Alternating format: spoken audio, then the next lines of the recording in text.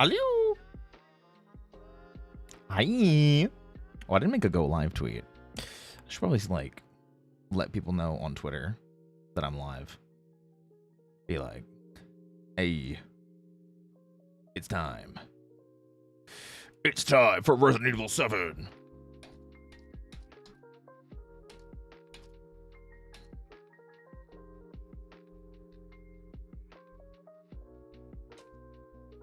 Retrospective. Welcome to the family bun. Gotta include one of those in there, right? Is that the Roy Chiato? I don't think I'm the anything. I'm just a guy. I'm just a guy. You know what I mean? I'm just chilling. I'm big chilling.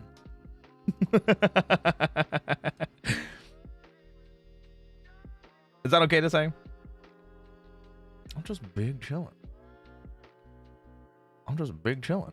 You know what I mean? Guys, welcome to the stream.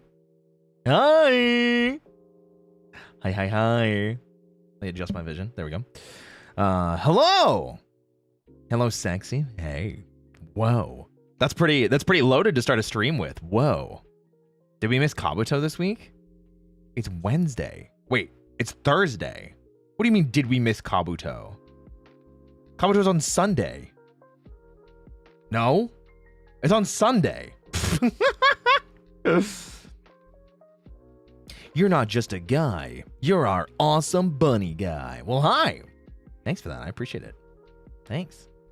He's just chilling, surviving, thriving. Ooh, I like that. I like that. You guys are starting to pick up on my my stuff, on the things I say, my audio tics.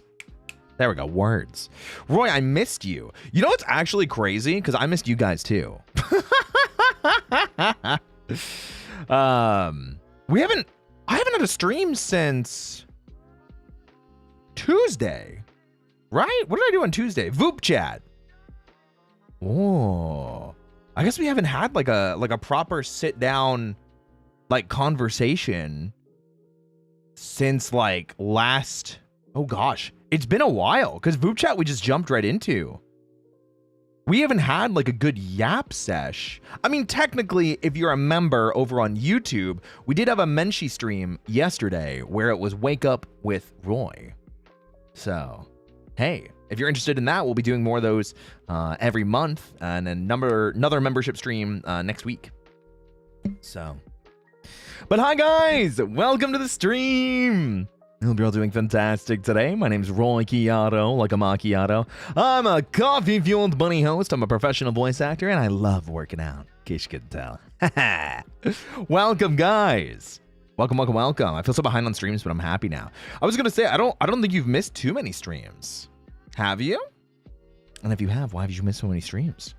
You know? I was gonna say we yapped yesterday. Yeah, in YouTube on the Menchie stream. It was really fun, even if I left a bit early. Hey, that's totally fine. We talked about our picks for the game of the year and the game awards and everything like that, which I thought was super cool, you know? Hi, what's up, Timid? Oh, he missed us? Don't let Thorn know. Don't let Mage know. Don't let those Dusk bunnies know. They're going to let it get to their heads. What's up, Belmore? Guys!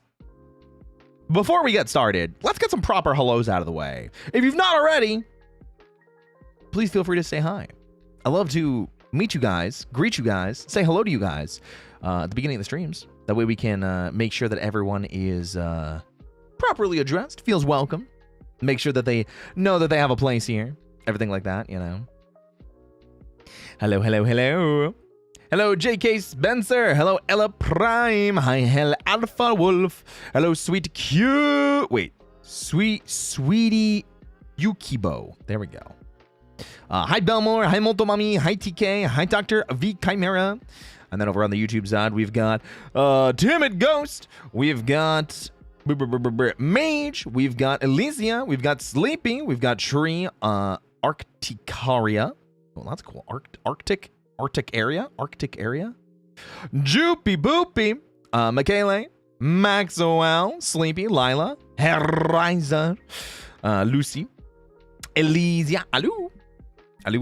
What's up, Fairy? Hi, SV. Thorn is here but trapped on the road and can't say hi. Please say hi. Hi, Thorn. I can't believe you're just not here. Maybe you should have planned better. Then you would have been here for...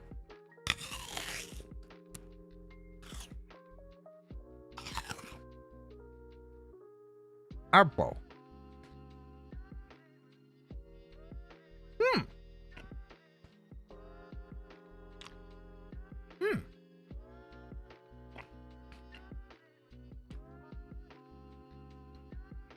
That's a tasty apple. But I feel like it's just not ripe enough yet, which is ironic because this is from the same batch of apples that I've been eating for like a week and a half. I'm going to give it a 7. We're going to give it a 7 on this one. We're going to give it a 7. Yeah, 7. That's apples, man. That's what I'm saying. You know? Damn 2 bites. No, it was 1 bite. Should I go for a second bite? Guys, should I go for a second bite? What do you think? Where my apple freaks at? Second bite? Second bite? Second bite? What are we thinking? Sure? Okay. I don't know. You don't sound too convinced. Second bite, exclamation point. There we go. 2 bites. Sounded like 2. Okay. All right. You know, we'll go one more. Apple.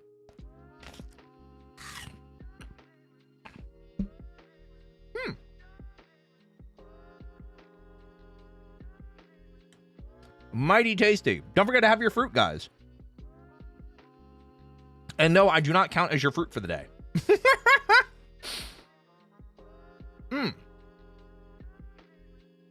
It's a satisfying apple. I'm probably going to finish this before we get into the Resident Evil video. Hey, Roy, I'm more than halfway through Kamen Rider Ryuki. Oh, nice. I really liked Ryuki. Ryuki's in my top 3 currently. But I think Ryuki's going to get pushed to number 4. Because I think Kabuto, Blade, and Kuga are going to be my new top 3. You know? Why not, Roy? What do you mean? I ain't fruity. You said I like dudes? I mean, you might be right. I was running that midway. I knew it. I could feel it. I could smell it. I could sense it. I can feel it all around me. I've been dreaming of this moment all my life. It's my destiny. Just like that, right? Blade and Kabuto. Well, so Kuga's my number 1 currently, and then Blade and Ryuki are my number 2 and number 3. Now that I've had more time to sit on both of those, and Kabuto is almost done, Kabuto has been amazing. I have loved Kabuto. I've very much enjoyed Kabuto. Oh yeah! Hi. Welcome. Can I please have the Lop Bunny look? No! I can't just give that to you guys for free. What do you think I am, made of lop ears? I can't just do that. It's too much work. It's too much pressure. You know? Kuga's my favorite. I really like Kuga as well. Lop Bunny. That's insane. Why not? Do you think I'm made of lop ears? Was that a Street Fighter 4 reference? Yeah. Indestructible. I like that song. Lop Bunny cosplay. Maybe Mega Lop Bunny. Because I think the tights look cute. Me in ripped tights I think would look great, but I'd also probably like break the internet. You know? I'd like flex and like the tights would just rip on the spot. You know what I'm saying? Yes. Okay. I see you. Speaking of cosplay though, there are some other outfits that I think I'm probably going to commission Joe for. I'm sure if you guys have paid attention to my Twitter in the past 24 hours, you'd probably see that I've been talking about what's it called? New Carnival a lot.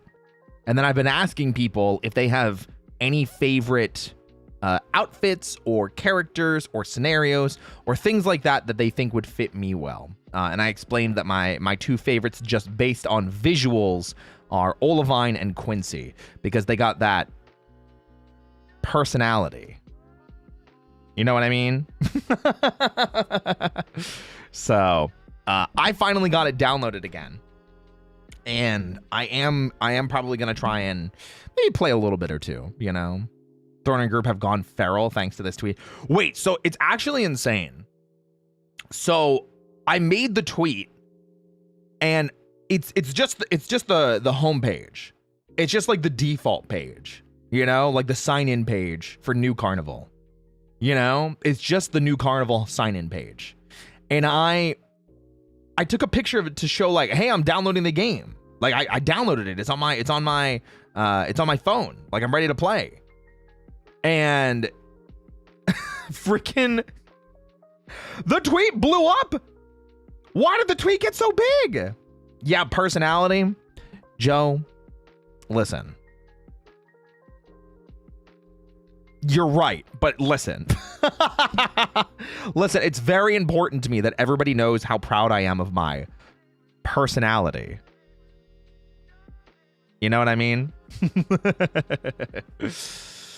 Kane, thank you for the 5 months. Is New Carney the Say Gex game? It is. Yes, it is, because I like men. I'm pansexual. So, yeah. Personality, right? It's true. It's true. That's what it'd be like. You know? In Joe we trust. I've got some fun ideas coming. At this point, I feel like I'm just going to start cosplaying characters that I like from various franchises. You know what I mean? Because like New Carnival has some like really, really cool designs. I know at some point I have to talk to Joe or someone that knows like Power Rangers and drawing them and everything like that. I'm sure Joe can handle it. I just don't want to overwhelm him. If about doing like ref sheets for Andrea, Kane, and myself. So we have Oshi Sentai V-Ranger like done and the concepts done and everything like that. Because I think that would be awesome. I think it'd be really cool to have like official art of the three of us together, you know? Toku J. Yeah, but okay, so yes, Toku J does amazing art. Like, holy crap, their art is fantastic. But I don't think I don't want a reference sheet from them. Commissioning them would be awesome in the future. But not out the gate. You know what I mean? Pansexual insert joke about griddles and Dutch ovens. Trust me, I get it all the time. Actually, ironically, I did hear from a friend recently that I sounded straight passing is what they hit me with. They hit me with the, oh, you know, I wouldn't have known unless you talked about men. I get it now. Didn't Joe do that one PR piece of you? Yeah, with Connor and I morphing, but not the actual suits themselves. So, what? Don't worry about it. Okay, don't worry about it. You sound fruity, my dear. What do you mean by that? Also, hi, Thorin. I'm glad you're home. I hope you made it home safe. Wild Dio, that's what I'm saying. But yeah, Toku J does awesome stuff. Love their artwork. It's fantastic. I love seeing it. People post it in the Discord all the time. Really, really cool stuff. My favorite is Edmund and Yakumo. Is Yakumo the fox? And Edmund is the one that's in like the skin tight bodysuit, right? That like clings to every curve of his abs. I'm pretty sure. Clings to like every single ab. Yakumo is the snake. Oh. Who's the fox? Fox is Kuya. Yakumo is the snake. I might need to see Yakumo again. Wait, is Yakumo the one that's in the current event with the red skin tight plug suit? Or is that someone else? That one. You guys are way more knowledgeable about New Carnival than I am.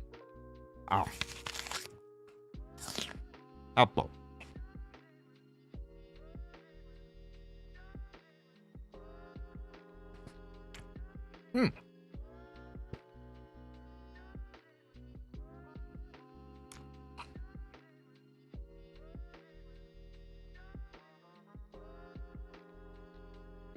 You're very much a fruit basket, sweet and delightful. What does that mean? What do you mean by that? Huh? Kuya is cute, but his attitude though. Okay. What's up, Red Dragon? I started to draw you today all in class this morning. Oh my gosh. Oh yeah. I know I said hi to you already, but oh yeah. Ringo. Daisuki. New Carnival has two different versions. One on mobile is more an SFW, then you got the one on the website. I know. I'm a knower. Listen, I live on the internet. I know things. You don't think that I know, but I know. I'm a knower. They call me the Knowledge Bandit. I'm the Knowledge Bandit. El Bandito. I want to try to draw Roy so bad, but I can't draw muscular men to save my life. I mean, it might not be a bad idea to start learning. If you want to, of course, you know. Roy Noah Chiato, that's me. That's me. They call me the Knowledge Bandit. Right after I say hello to Aoya again. Aoya! Good morning! Good morning! Know her? I hardly know her. Oh, okay, so you don't want to watch Great British Bake Off again. Understood. Joe! Good morning! Good morning! I didn't even know about the other parts of the game. I thought it was fan-made. Oh, yeah! I had to educate Joe on New Carnival actually being a thing.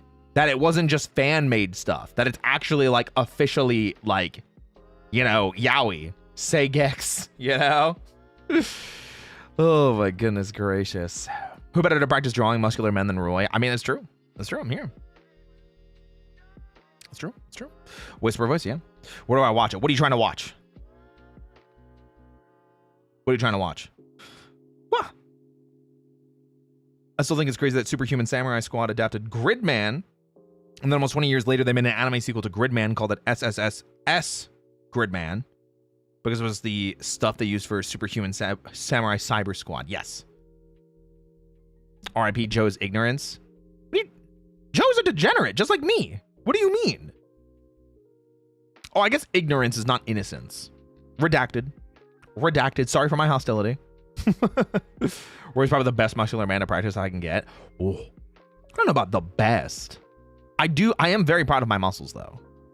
So I'll never say no if people want to practice drawing me, you know? Yeah. Hilarious and awesome. I agree, JK. I would have thought you of all people would have known it, Joe. Honestly, maybe there's just more things I have to ask Joe to learn about. To be fair, though, Joe and I are handshaking on the Has-Been Hotel, like, listen, sometimes you just want these characters to go crazy. Just busy to see the deeper parts of anime. It's not even anime. Great British Bake Off and Kuga. Well, Great British Bake Off is on Netflix. Kuga, you can watch on Tokusatsu, or you can get the Blu-ray box set. Yeah. He's a very adorable bunny. Who else to draw than him? Thank you. Closest we got to is the Powerful Rangers. True. What's up, Snowy Fuzzy?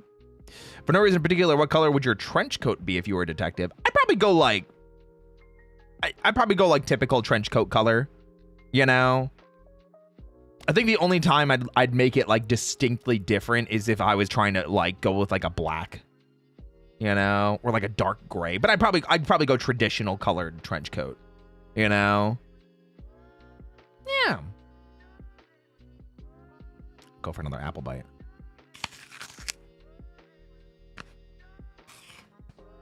Apple.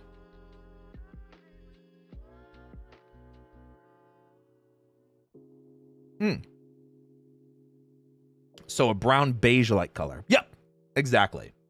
Would you wear a fedora? If it fits the outfit.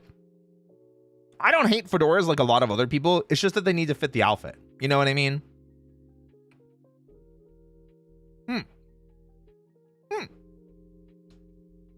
But yes, to go back to what I was saying before, I was very surprised that tweet about me talking about New Carnival kind of just popped off, because I just took a picture of the main menu.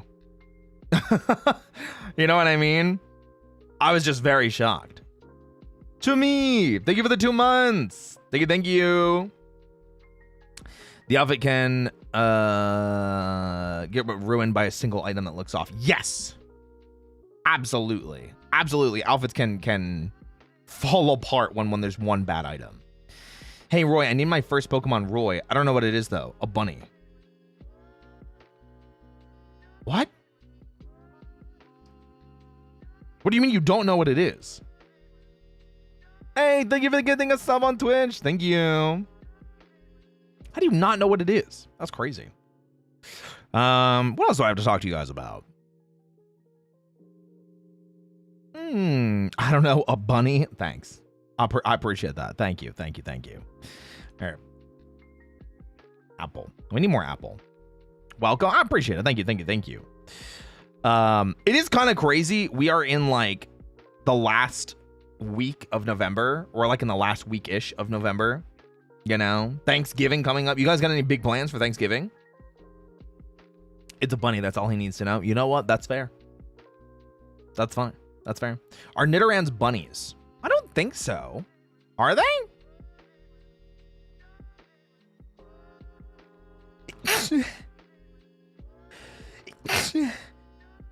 Whew. Oh, excuse me. I felt those double sneezes. You know? Did you rate the apple yet? Yep, I gave it a 7. I gave it a 7. Oh, I feel another sneeze. Whew. Whew. My little brother's coming to visit. Yippee! Thank you, guys. Thank you. But they have giant ears. Okay. So do dogs. Dogs can have big floppy ears too. Yeah, rats can have big ears too. Sneezy bun. There might be another one. They're based mostly on porcupines. Interesting. I didn't expect the bunny boy sneeze to be so cute. Cute? What do you mean cute? I'm manly and tough. What are you talking about? Tough. Tough. I'm manly. Tough. Yeah. Yeah. Oh my goodness gracious. Hope your day's been going well. It has been. I got to do some content work. I got to do some planning for next week. I got to try out the new TFT set. I applied for the Box boot camp again to see if we can get in. So I think that'll be really fun to get into. You're tough, but are you Tonka tough? Wow, that's a deep cut. I think they're based on a Baragon. Oh, I'm not familiar with that. Might have to educate me. Kawaii Usagi. Kawaii janai. Usutsuki daro. Just a strong bun one. That's what I'm saying. Everybody should know that I'm just the strongest. Oh, Godzilla kaiju. Oh, interesting. My knowledge of Godzilla is pretty not there. I did like Godzilla -1 though. Godzilla -1 was dope. Really liked that. Oh, and Shin Godzilla was also really good. I like that. Interview for a full-time job tomorrow. I'm super nervous. Ganbatte! You got this! Rah! You gotta hype yourself up in the mirror. You know? Suyoi wa ne? Desho? Thanks, Aoya. I knew I could trust on you. Me and my dekkai kyokin daro. Are you the king of the rock? I don't know what that means. So yes, absolutely. I'm definitely the king. Are you taking care of your voice? Yeah, I actually had a lot of tea last night. I was recording some stuff, so yeah. Put those WMDs away. Make me. Bleh. -1's getting a sequel. Oh yeah, I saw. It's so cool. I cannot wait to go see the sequel to it. Oh, and now that I've seen The Wiz, I have to make time to go see the second Wicked movie next week. I think that'll be fun. Yeah. What's up, user 417? Oh, not MILF destruction. That's crazy. Please. I don't think there's any MILFs that want me. Trust me. Luckily, it's in my current job and I work part-time. Oh, nice. Cool. So it would be a promotion. That's dope. I hope it goes well for you. Somehow my dog got laryngitis because he barks so much and he just sounds so squeaky. Oh. It reminded me of you. What does that mean? I'm not squeaky. I'm manly and tough. Is the second part out yet? It comes out like tomorrow, I think. But my off days are Tuesdays and Wednesdays, so I won't be able to see it until then. Is Shin Godzilla getting a sequel? No, -1 is getting a sequel. Any other movies you plan to watch? The Wicked movie. Hold on. Movies coming out soon.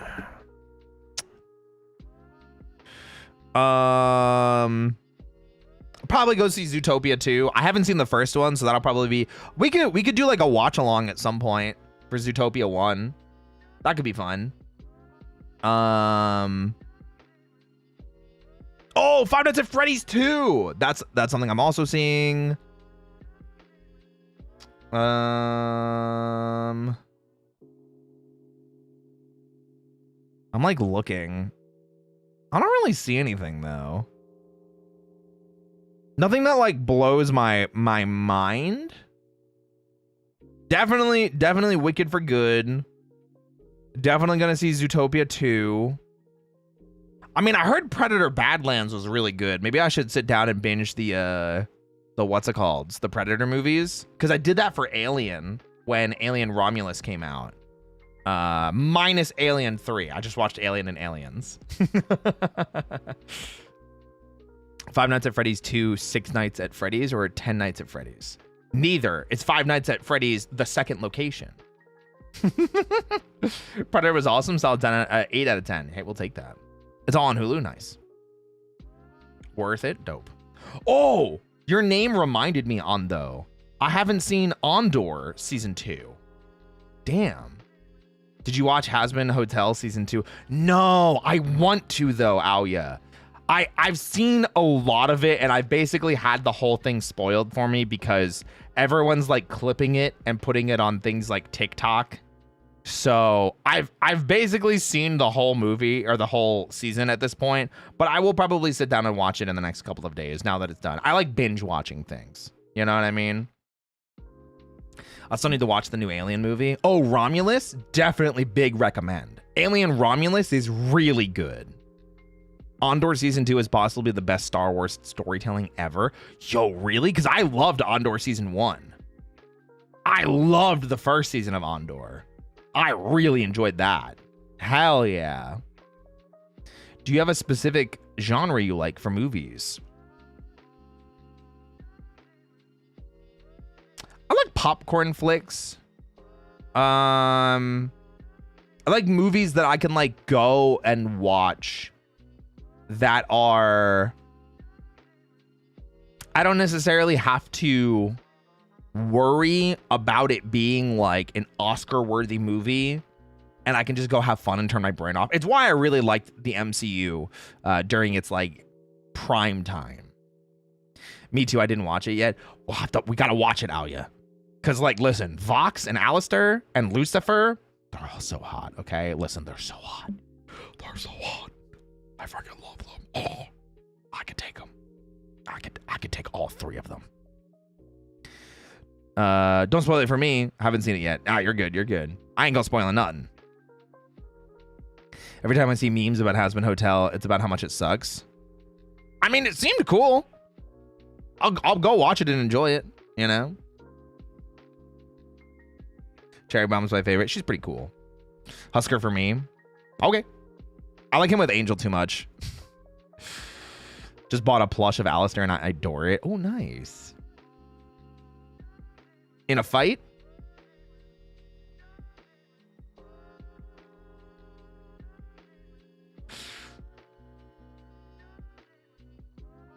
Yes, Angel and Husk. There you go. So I heard someone say my husband's name. Who wants to touch my Lucy? Me? Oh, Serpentious? Yeah. He's so cute too. Good pick. The smile says everything. I have no idea what you're talking about. Yeah, I don't know what else is coming out.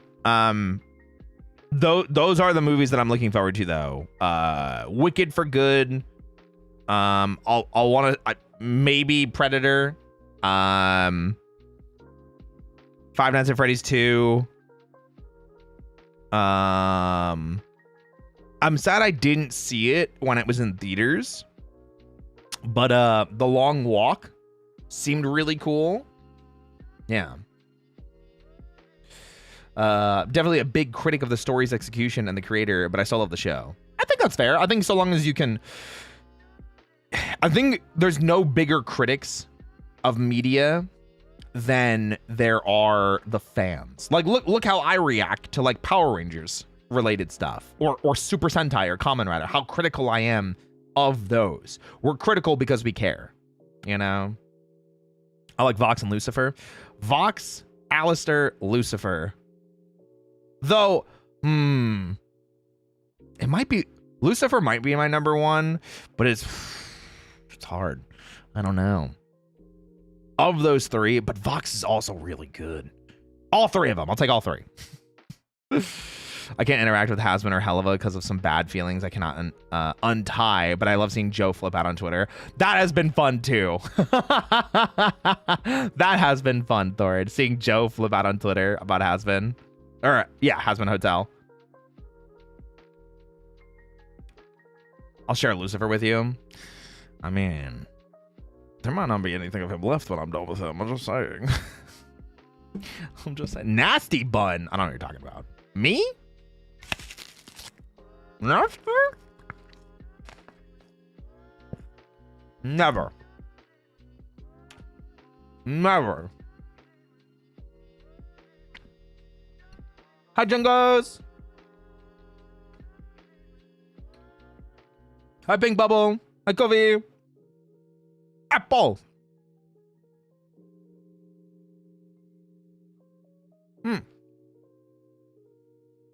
Joe's been on my timeline for hours. Yeah, we love Joe here. I'm listening. I'm still helping with reservations, but I'm listening. I promise we're not saying anything bad, Joe. I promise we're not saying anything bad.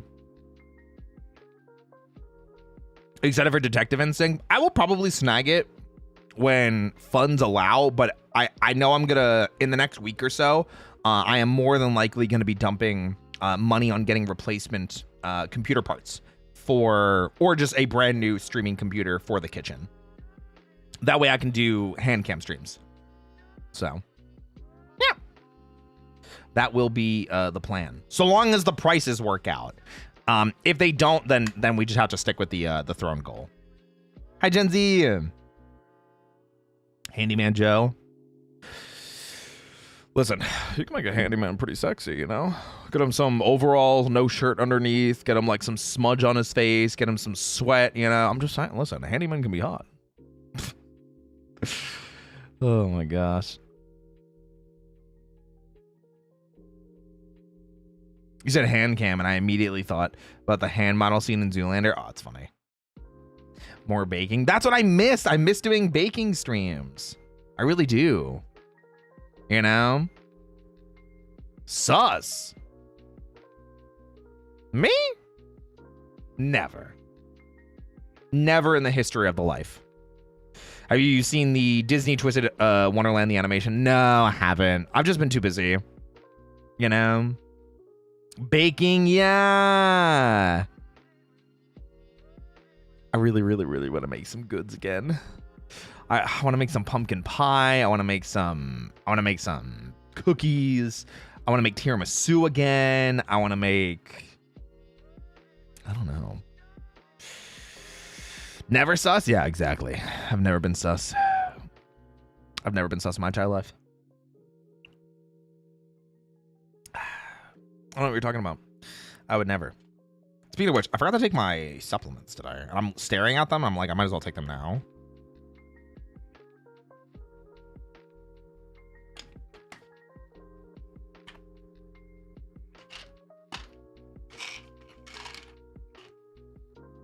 Take your meds, chat. Take your meds.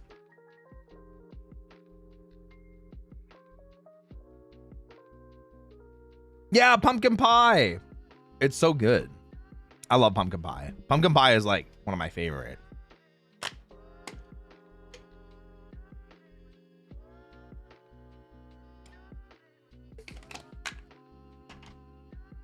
Although I guess mine's not really meds, it's just supplements. Have I seen the trailer for the new Hunger Games? No, I didn't even know they were making a new one. Whoa. Who are you planning to bail with? Oh, bake with when your camera is fixed. I don't know. I'll have to wait for people to be in my neck of the woods. You know? To like be near me. That could be fun. Oh, pause on my meds. Take care of yourself. I already take. No! Save some for me. What the heck? I've got one slice of pumpkin pie left in the fridge right now. That's crazy. What's up, Bekla? Hi. My birthday's next year. My birthday's also next year. And I turned 20. Am I old because my friends keep clowning on me? You can't even legally drink yet. No. What? No. You're still a baby. Not literally. That's crazy. I'm 20. Am I old? My goodness. Oh my god, my birthday is also next year. That's what I'm saying. Is that crazy? Tanzoubi omedetou! 20 is old and I'm ancient. I'm older than 20. I'll tell you that much. Yeah, sign their permission slip.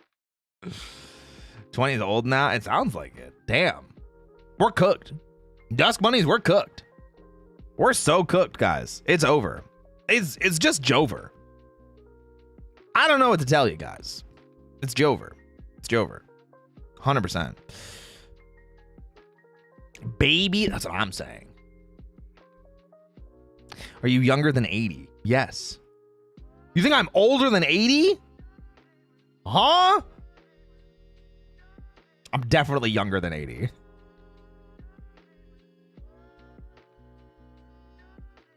I need to bake an apple pie. Apple pie does sound pretty good. Apple pie does sound pretty good. Younger than 2 million? You could say. You could say. They said VTubing sheds 50 years. I mean, you never know. It's all in the voice, you know? Can you sell yourself in your voice? You know? Wah. I tried to decide what's more stressful, RE Professional or Metro Ranger Hardcore. What's Metro Ranger? Whoa. Boomer Bun? No. No. I wasn't even alive when Power Rangers started. I'm definitely not that old. What's up, Emo Lover? I was born in the 90s, so I feel old. That's insane. With ice cream, wait. I could go for some ice cream. You might be onto something. Wait, I could go for some ice cream. I'm 69 years old. Nice. One of the last month of the 80s? That's insane. I feel old because my favorite anime turns 30 this year. I mean, Power Rangers is turning 33 next year? Yeah, Power Rangers turns 30. That's usually how I'm like, am I older than Power Rangers? No. No old man Yaoi? I'd have to find some of my old men. But most of the people I'm friends with are younger than me. Actually, I do have a couple friends that I think are older than me, but I think most of the time I'm either the same age or older than them. Are we old? I don't know. Gen Alpha Bun? No?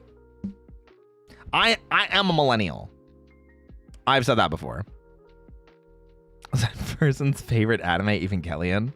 Zaun koku tae shiyou ni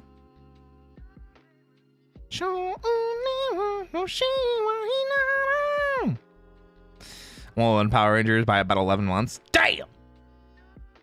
I mean, that's fine. You're still young. Let's not talk about our ages, guys. Be safe on the internet. Be safe on the internet. Don't tell people your ages. Don't be weird. Your age will be revealed little by little. No, I think I've been pretty good about just saying like I'm not older than I'm younger than Power Rangers. I was not alive when Power Rangers started airing. So that is like the closest hint that I've given. Anyways, RE7, we'll be watching that in a second. Yeah, guys, in case you didn't know, guys, now that we have finished playing Resident Evil 7, which is one of the greatest Resident Evils, we are sitting down and watching the retrospective video with all the cool behind the scenes stuff with it, you know? I'm very excited for that. It was RE7. Older than Turbo?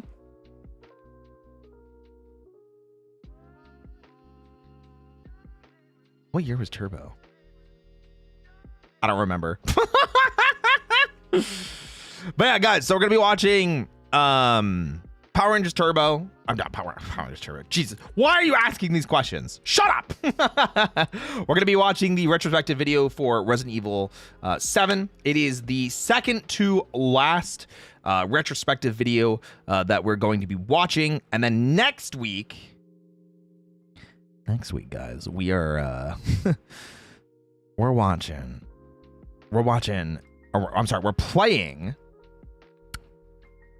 we're playing Resident Evil 8. Do you guys like Resident Evil 8? Do you guys like Lady Domitresque? Yeah, big woman.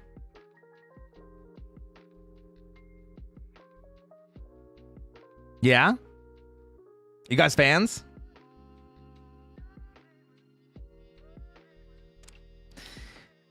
So, how about a little bit of a teaser? How about a little bit of a teaser for the thumbnail? I thought 7 is Village. No, 8 is Village. Because we're going to be playing this on Monday.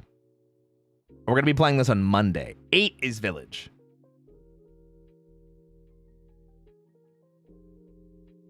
I don't know. Can you guys handle it? Will you guys behave? Will you behave?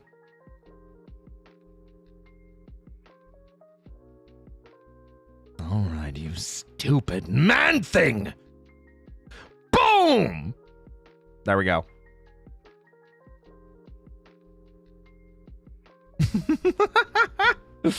We got big vampire.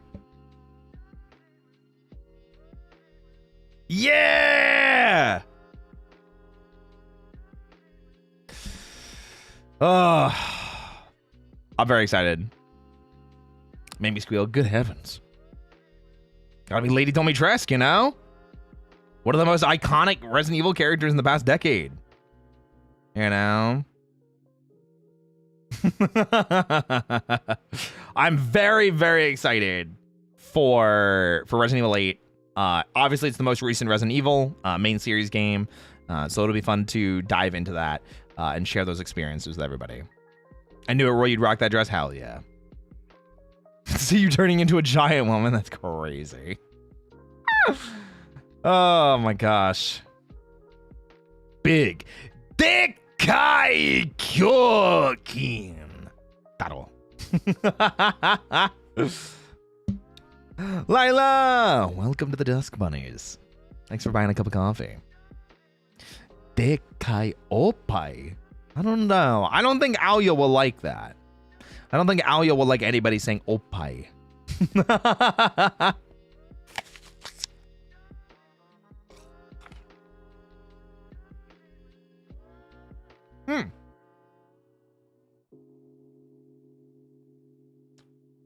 Didn't know you were 9 feet tall? I mean, cosplay, you know? Stilts. The thumbnail was so good, I redo my membership just to do this. That's amazing.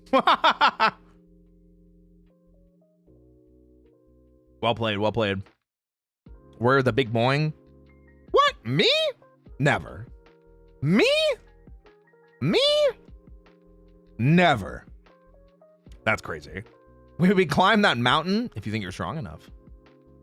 I don't know. I guess we'll find out. Oppai ski dayo. Wow. Just straight up, damn. Biggest boing in history. No, I know there's some other guys that have big chests like me. You know. I'm sure if I gloat about how awesome my muscles are or how big my chest is, I'm sure like Envy or Croc will show up. Vanta's also pretty muscular too. I heard Ruse is also very muscular. You know, I mean, he not heard. I mean, I've seen him, you know. Oh my goodness gracious. Oh, thank you for the super. Happy Ari stream day, Roy. My doggo wagged his tail and ears, perked up. Should I give him his usual bunny boy pets? I don't think you should be asking me. It's your dog. You gotta pet your dog. I appreciate the super though. That's kind of not, because if you don't pet your dog unless you're asking me for permission, listen. Make sure you love your pets. Make sure you love your pets. Oh. You have to love them. Okay. And if you have a cat, make sure you give them the You got to give him one of those. Okay? You got to give him one of those. Oh my gosh. Yeah, exactly that, Thorn. You got it. You spoiled my evil plans. /J. Neko! Neko daro. Ore wa neko desu. Do you love your pets? You're not my pets. I don't know. I feel like that'd be weird, right? You guys are the Dusk Bunnies, not my pets. The only time you guys would be pets if it's in an audio role play. Someone my cat again.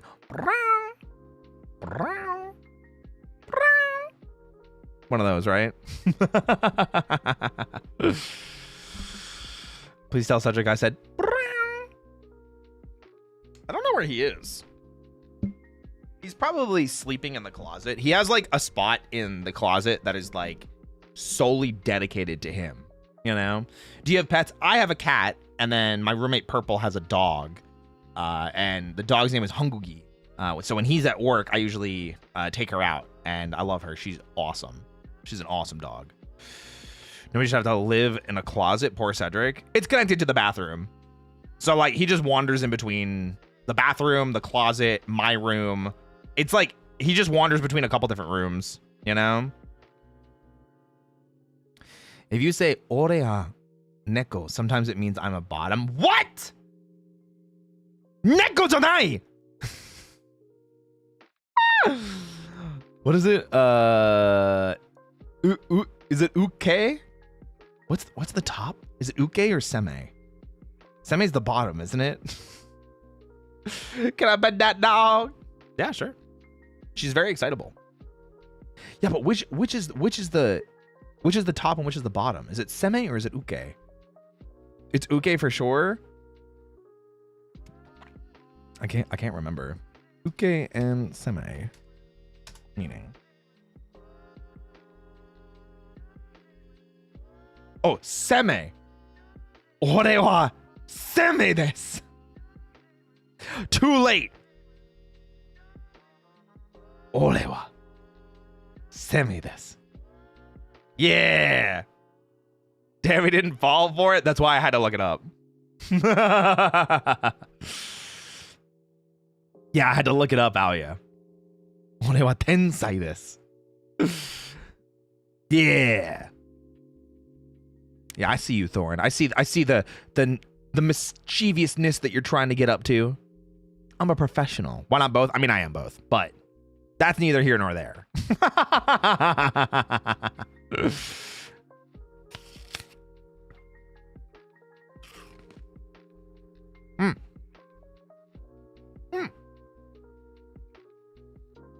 My apple's almost done. I'm almost out of apple. Did you guys have your apple yet today? Any apple enjoyers today? Soy inocente. No, you're not. Lie. Usotsuki daro. My dog is getting nothing but pets and treats and love. He's been snuggling in my lap. Aww. No apple, only coffee. I got coffee too. Coffee good. Yes, me, no. I like the mini ones. Wait, mini apples? I guess this one's kind of mini too. It's not like small. It fits in my hand. Well, I guess a lot of things fit in my hand. I've had some apples that are like bigger than my hands recently. And a failed pie. I'm gonna let that count. I'll let that slide. I don't have any apples. I gotta go to the store. Oh, go to the store. Tends to perk up when you start talking. Aw.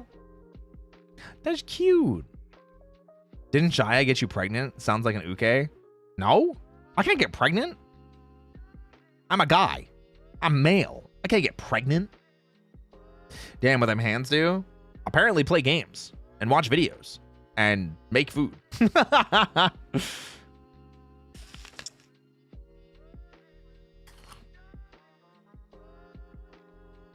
We have fried banana. Oh,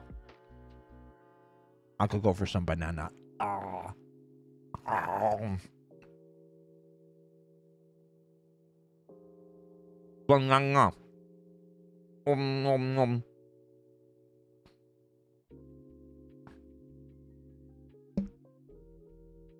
too broke to go to the store. Same. That's usually why I order my groceries. No, Alia! I can't get pregnant. No! Janai! Yeah. Yabai! Banana does sound good, though. Now I want a banana. Wait, now I want a banana. I want a banana.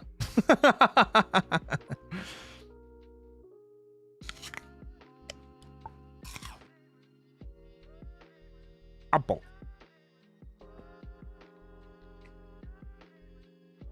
Okay, I'm pretty content on the apple now.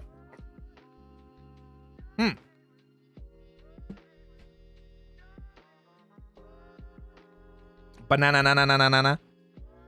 Yeah, bye. It's true. Sound like you're gonna bite somebody? I mean, I could. I could bite someone. Ore wa kyuketsuki. Ang.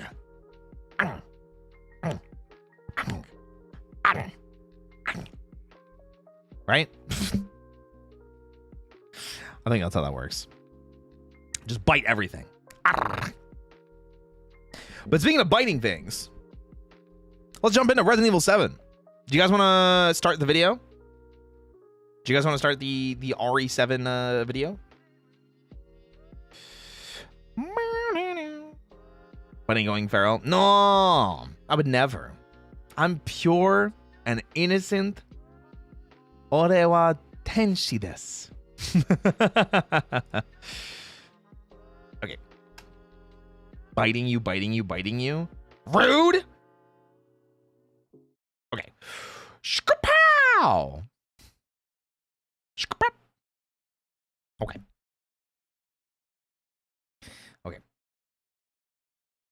Oh, it's on already. Yippee! Look at that. I'm like a professional or something. Oh, wait. I can lower the chat box so you guys can see the video title.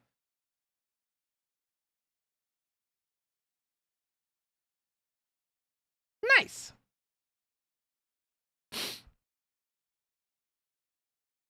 Yes. Ore wa tenshi da.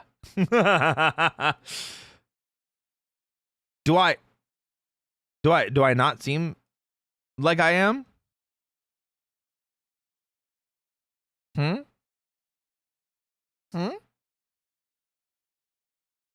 Been an hour of overdrive. It's overdrive all over again. I've been trying to embrace the yapping more, you know, because like one of the things that I've always shied away from is when I've always felt like I've had to keep to schedule.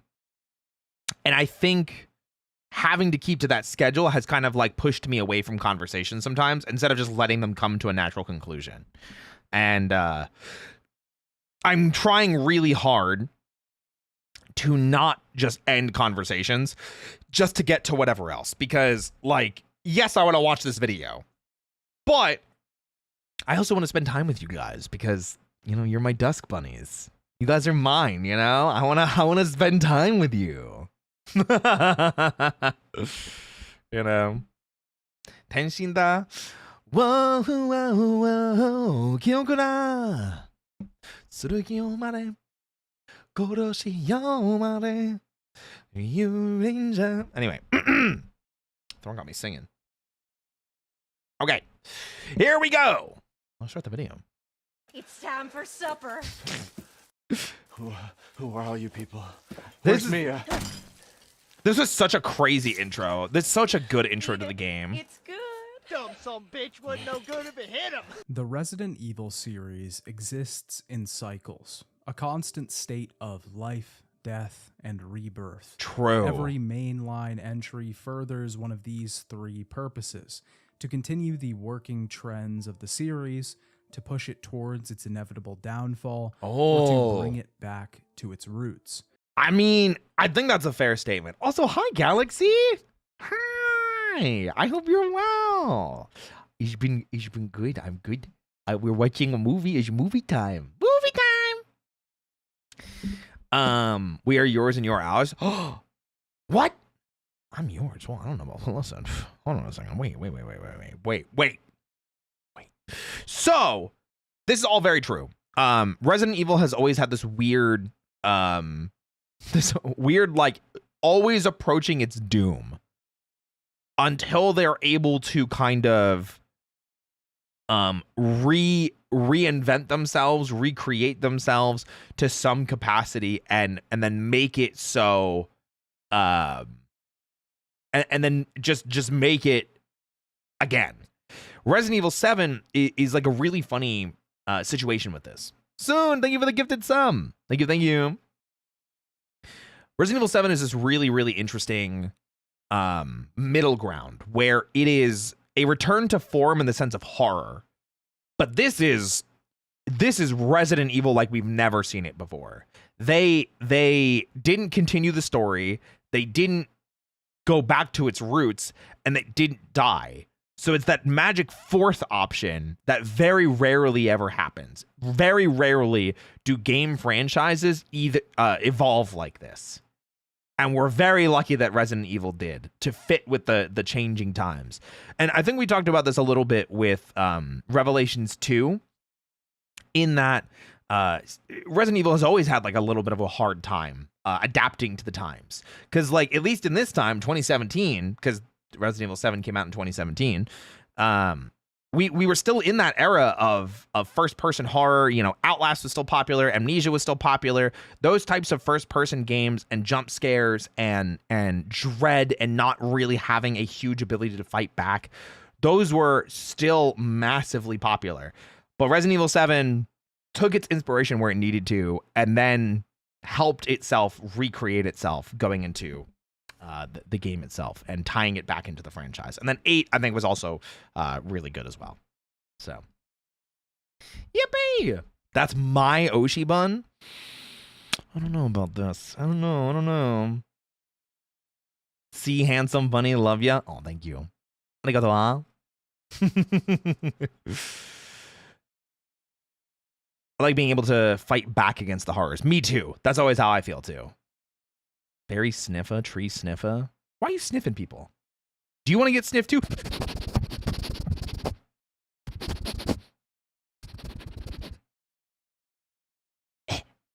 Resident Evil 7 pushes the series towards What's up, Skater Boy? Purpose, taking the series back to where it came from. After Resident Evil 4 saw great success in the action style that the series was moving towards, Resident Evil 6 took it too far. Yes. And Resident Evil 7 became inevitable. So, I don't know if I necessarily agree with it became inevitable, because Revelations 2 was kind of the idea, but I think Resident Evil 6 was such a negative public reception of Resident Evil that they had to do something to recapture fans, you know?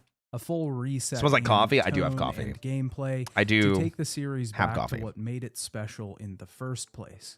This is exactly what Resident Evil 7 does. Instead of a globe-trotting story involving multiple main characters, this game tells a focused tale that centers on one location and one outbreak. It centers. It is one outbreak. I think that's where they do it well too, because like where like 4 was strong as well. It was located just in this village in Spain. You know, Resident Evil 2 and 3 just in Raccoon City. Resident Evil 1 just in the Spencer Mansion.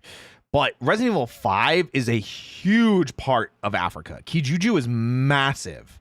You know, you're going through rivers and seas and down caverns and oil rigs. Like, you're all over the place in 5. And then 6 is in multiple countries. You know, one moment you're in like Colorado, and then the next moment you're in China. It's crazy, you know? At its best when it focuses on one main location. I agree. And this 100% narrows that scope again. Because with RE7, we return to a pretty focused direction, and that is the Baker estate. You know, we've got, you know, the main mansion, we've got the guest house, we've got, you know, what's his name? Oh my God, why can't I remember his name? We literally just played this. What's his name? I can't remember his name. Why can't I remember his name? I'm like mind blanking. So his part of the house, if anybody can help me, I just can't remember his name. Nice spot, Ethan. That's crazy. I remember being so scared of this game. Lucas, thank you. Being so scared of the game, then it closing out of it. I panic uninstalled by mistake. Oh my gosh. Go back and play more. Around a small Saw cast, bitch, yeah. and this allows it to create more developed characters and a better story all around. The gameplay is focused too. Taking there's a lot so of the many simple good mechanics and structure. so many from good even the moments like earliest this. Games in the series. While Resident Evil 7 may look like a modern horror game with its high fidelity and first-person camera, I don't think we just ever about killed everything Jack a else second feels like time. A throwback to the 90s Resident Evil games, set in one location. Yeah. A terrifying and cramped mansion property with puzzles and resource management. It truly feels like the original concept for the series. The combat still takes things from later entries, though. The action feels intense and pressured. I will say I do agree with that. I think that's probably where you can make the argument that it did come from a point of going back to its roots. The claustrophobia, the one centralized location, one virus, one family, like that kind of thing. I was just thinking of it in the sense of they did that, but they also reinvented what it meant to be a Resident Evil game, because this is modern Resident Evil. The RE engine is still one of the best looking engines to this day. Every Capcom property runs on it. Like Street Fighter runs on the RE engine. Monster Hunter runs on the RE engine. Everything uses this bitch. You know what I mean? Resident Evil 5, not Resident Evil 5, Devil May Cry 5 uses this bitch.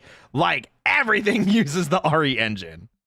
So Boss battles with goals outside of doing. But the fan theories are right. damage to Kichijo is the like enemy half of feels Africa. strict That's right from crazy. Resident Evil 4. The game takes the best from the series' original heyday, the best from its first resurgence, and adds in new features that create another arc in this ever-evolving narrative to create something entirely new. I mean, it Resident did it. Evil 7 is a new dawn for the franchise, and while it does IMHO, feel like it did. previous games in the series, it also feels fresh and is quite inspired by a lot of its contemporaries at the time. Such an amazing The engine. game is I a agree. clean glass of water in a barren wasteland that was Resident Evil around the time 6 released. Yeah, Resident Evil was really not in a healthy way. Resident Evil as a whole was hemorrhaging. It was struggling, to say the least. And we're very, very lucky that Resident Evil 7 came out in the way that it did. And even though I do have problems with it, I do think it has its flaws. I don't think it's a perfect 10 out of 10 game. I give it like a solid high 8. It did well enough that it brought in a brand new audience that immediately jumped back into the franchise. Everybody is always willing to give Resident Evil a chance.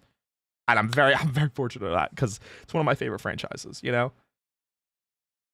It really was a zombie series at the time, because it was decaying and everything.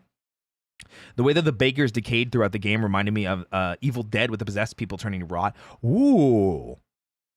That's kind of interesting with the whole cabin in the woods prospect. Yeah. Also, I will say, Capcom's marketing campaign for Resident Evil 7 has to be studied. Resident Evil 7 was one of the best marketed games ever. Like, it's like they learned everything from PT and we're like, we can do that. Let's do that. I have this whole ass pizza. Oh, I do like pizza. Pizza's pretty good. I might grab a slice later. If you leave me any. If not the end of the world. Thanks, Purple. RE rose from near death. It really did. I only just watched Evil Dead on Halloween. Oh, it's so good. I love Evil Dead so much. It was PT, but actually allowed to be made. I still think PT would have been crazy. But yeah, I mean, the marketing campaign that RE7 had was crazy. Everybody was playing that demo because it felt like the second coming of PT. So that isn't to say that the game doesn't have issues. Resident Evil 7 makes some choices along the way that don't exactly further its goals. I big agree. I mean, we talked about this during the playthrough last week. I genuinely think the boat section sucks. The boat section is hot garbage, and it detracts from the game, and it pulls like a solid point off the score for me. I think the boat was just a mistake. I think going through it once as Mia was okay, but going through it the second time was bad. Like if you went through it, got to the tape, did the tape, and then it was over, would have been fine. But because you have to then go through the boat again after the tape, it was like, ooh, I'm out. The Aunt Rhody commercial was very attention grabbing. Yeah, there was so many good things that they did with RE7. Certain Agreed, narrative Brandon. decisions leave the player befuddled, wondering what exactly we're doing here. Yeah. This game isn't perfect, but it's exactly what the series needed at the time. I wrote the script. Literally, yeah, bar for bar, I 100% agree with you. You're so right. Favorite son. A revitalization for the franchise, a new freedom obtained, shackles Why not have Mia be the main focus of this game? In that case? Because she's... The story that they wanted to set up for Ethan is one of fatherhood because of where Resident Evil 8 goes. And his relationship with Rose, his daughter. And I'm sure they were probably planning for it. I'm sure there was some sort of like overarching plot that they were making plans for with Ethan and the Winters family saga. Mia, unfortunately, because of the way that she's written, she very much is a lot of times a damsel in distress character. And I do think that they were trying to kind of like break that mentality. But I mean, like, I like the idea of playing as Mia. It's just the boat sucked. and just the same, it could have been Ethan that was kidnapped. It very well could have been the same. 100%. But if I'm gonna be real here, a reason they probably went with a male protagonist is because, you know, faceless, amorphous man wants to rescue his wife from evil might resonate with male gamers a lot and make them be like, well, I would save my wife. I would do anything to save my wife. You know, not that women wouldn't save their husbands, but you know what I mean? Does that make sense? Give us a break so Mia could say Ethan. That's crazy. I'll save my wife. I would do. No, but I mean, I do like that Mia does get moments to shine.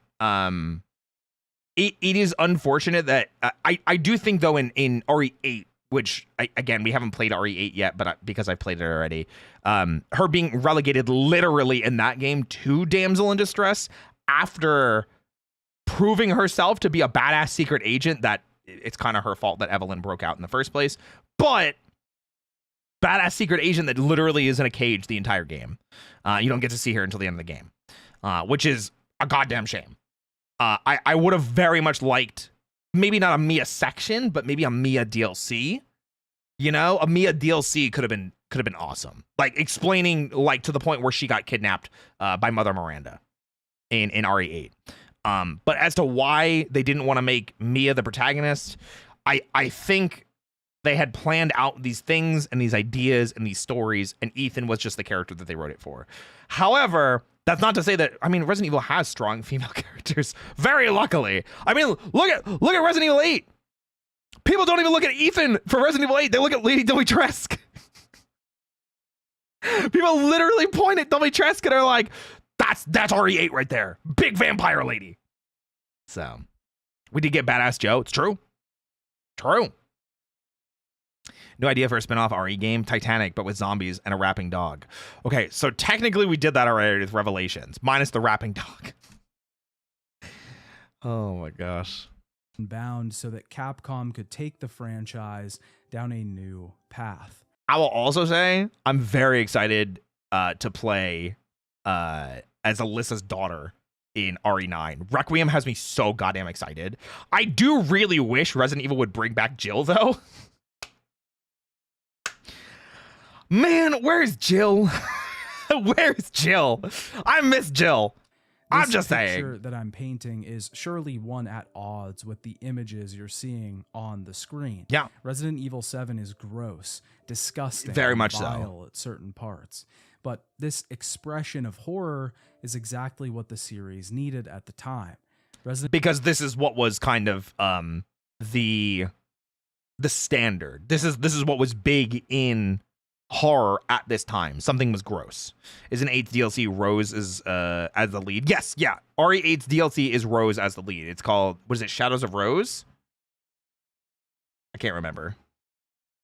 Something of Rose.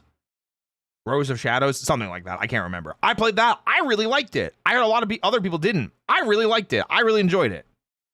Anyway. Playing as Alyssa's daughter is a deep cut. I wasn't expecting. Yeah, it's going to be awesome. Resident Evil had to scrap everything to find a fresh start somewhere in the rot. So that's what I'm going to be talking about today. I'll be diving deep into Resident Evil 7, talking about gameplay, mechanics, story, and every rotted pot of food in between. As it If should you be. haven't seen my previous videos on the series, I would highly recommend checking those out now. It's not mandatory, but it will provide context for the series' development and story. If you enjoy the video, be sure to give it a like and subscribe. Gotta support your boy. As it is the only Don't forget to way that support. the algorithm will be happy with me. I've also been reviewing all of the Resident Evil movies Give that over thumbs on up. my Patreon, so if you're Because we're very interested in appreciative seeing to me your torture favorite son myself, for allowing us go to react to their subscribe over content there. on The YouTube. link is in the description. Hey, Dad. Honestly, if I was put in RE7's main campaign, I wouldn't be able to handle all the gross stuff in it. I mean, yeah, it is super gross. I think one of the big things that they did as well with RE7 is, and they did it even more with RE8, is, I'm sure he'll talk about this, but everything's first person, and it works because of that with hands, you know? With Ethan losing his hand in like the first hour, you know, when he gets it chainsawed off by Mia, you see there's a lot of hand focused things, because in horror we obviously are very sensitive to anything happening to our hands. We can feel that, like we wince at the prospect of our hands being injured or damaged, and having to touch these gross things, interact with these dangerous things, losing a limb. It hits much harder and more mentally, you know? Does he even still need a hand though? Not anymore. It's me, your favorite son. Hi, and son. Today, I'd like to talk about Resident Evil 7. I wonder if he'll talk about the marketing, because the marketing campaign for RE7 is nuts. I'm just saying. Development on Resident Evil 7 began in 2014, but Oh, a year before PT came out, or the PT teaser. wasn't officially revealed to the public until 2 years later at E3. Before the game was even announced, I think I though, remember it. Capcom released a seemingly random VR project called Kitchen. This was basically a way to test the waters for VR, and because the response was so good, they decided to go all in. An integrated report for 2015 revealed that VR was a huge development pillar for the Resident Evil franchise moving forward. It's so ironic too, because the first time I played RE7 was actually in VR. My entire first playthrough of RE7 was on PlayStation 4 VR. I got PS4 VR specifically to play RE7. Now, I no longer have the VR, but that was my first playthrough, which I don't regret it at all. Playing PS4 or playing RE7 in PS4 VR was insane. I cannot even begin to describe how much it made the game more scary, how much more terrifying it was, you know? It was awesome. The Redfields and Leon get thrown in a ring. Ethan gets his limbs cut off. That's insane. That's cool though. Must have been unique to play. Yeah, it was. It never struck me as like I have to play this in VR, because all the controls, like I think you're just using a controller the majority of the time anyway. Like, so like the headset's just there and you're looking around, but it really, really, really added to the horror and to the immersion and to the tension. So it's funny because aside from 7 and the OG 4 VR build, I don't think any RE games have had VR. I think you're right. I think it's just those two. I quite literally think it's just those two. I wish I didn't get motion sickness so horrifyingly easy. I understand that. But this is just such a funny report because only RE7 and only OG RE4 on like the Oculus Quest or something have VR. Hi, Raina. Why is everything a blur? Because I freeze framed it. Because I was yapping. I was just yapping about things. Listen, sometimes a bun wants to yap about things. I'm sorry, did you just come for the gun show? Is this better? Should I just be yapping like this? My bad. My apologies. We're gonna put the gloves back on too. And this worked out well for them with VR modes for 7, Village, Resident Evil 4, and its remake all doing very well. Wait, there was VR for Village? I don't think I heard anybody talk about that. I didn't even know there was VR for RE4 remake. Whoa. Thank you for the meal. Meal. Anyway. Magical pickle juice whenever I see a healing item. True. Someone slept in Village one time for 24 hours. Whoa. That sounds weird. I'm not going to lie. But then again, people, you know, they like what they like. But Kitchen also revealed the tone that Resident Evil 7 was about to take. It was certainly a lot more gritty, dirty, and grounded than the previous entries had been. Grounded feels like the right way to describe it, because 7 had this appeal to it that it felt like, even though obviously it couldn't, RE7 felt like it could happen. You know, you play through Resident Evil 7 and you're getting these impressions of like, this is a real house. These are real people. This is a real thing that happened. You know, VR is the best way to appreciate Lady Dimitrescu in her full glory. It's really funny that you say that because, like, you know, we were just talking about how RE8's getting played on Monday. You know, and I was just showing off people the thumbnail that we have. So, anyway. At least as grounded as a Resident Evil game could be. Yeah. This wasn't the only thing that was changing this time around, though. Pretty early on in development, the thumbnail VR had mode, a that's big crazy. push to make more games with online multiplayer, downloadable content, and microtransactions. You know, all the stuff that you would want in a Resident Evil game. I'm so glad they didn't go this direction. Literally listening to this and hearing them go, yes, we were going to add, you know, microtransactions and have like lots of stuff. Wow, Roy Cheste really gave you them gains. Listen, that's why I hit the gym all the time, you know? I hit the gym so I can have the figure to cosplay characters in sexy and slutty outfits, okay? Why do you think I was so excited when I saw Olivine's outfit from New Carnival? And why do you think I want to dress up in more New Carnival outfits? You know what I'm saying? But yes, I am so thankful that Capcom did not go this direction because, you know, executive producer. So Capcom wanted to push these and the executive producer was like, no, that's stupid. That has nothing to do with the game. We're not doing that. And thank God. And unfortunately, we did get some other games. We did get some other games that were very, very much littered with microtransactions and things like, and live services. And that was like, what is it? Reverse. I don't even remember what the other one is called. Reverse is one of them. I can't remember what the other one's called. New Carnival sponsor one. I don't think they sponsored US players. What do you mention? New Carnival? Yeah. Resistance, thank you. Hold the fluff up, Roy. You know New Carnival. Yeah, I literally have cosplay of me as Olivine on Twitter, and I accidentally made a hit tweet where I just talked about New Carnival, and then I had downloaded it again, and then I was on the main menu. So I was asking people for suggestions on Twitter, what outfit or what character they want to see me dress up as. So yeah, Capcom trying to be I mean. They weren't doing too well. Resistance, thank you. Full game. They specifically wanted a Resident Evil game that would tick all of these boxes. Jun Takeuchi was eventually brought into the project as executive producer to try and fix some of these things. Yeah. Takeuchi's first goal was to enlist Koshi Nakanishi as director of the game, who had previously been a designer on Resident Evil 5 and the director of Resident Evil Revelations. Whoa. I didn't know that he was the director. Because like after RE Revelations, I feel like you don't hear much about that team. Like Revelations 1 and 2, I feel like that team got like shit on. You know what I mean?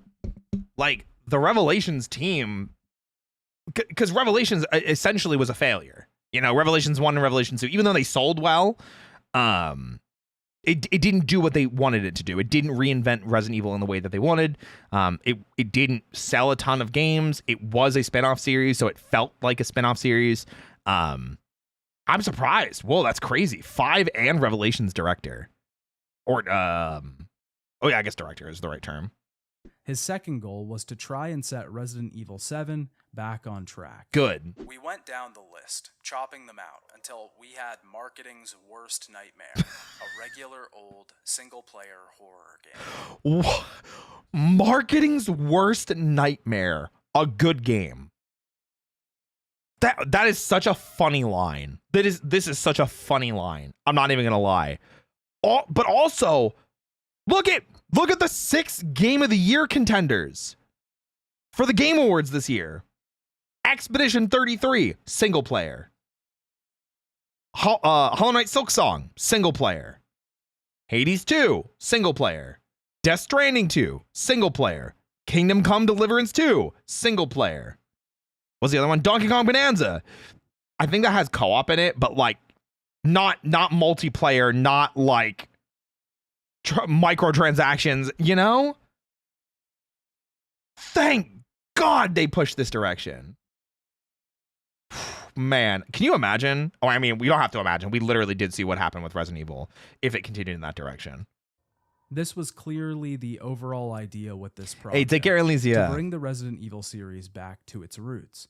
It's clear that the series had gone way off course by the 6th entry, almost including nothing that made the series special in the first place.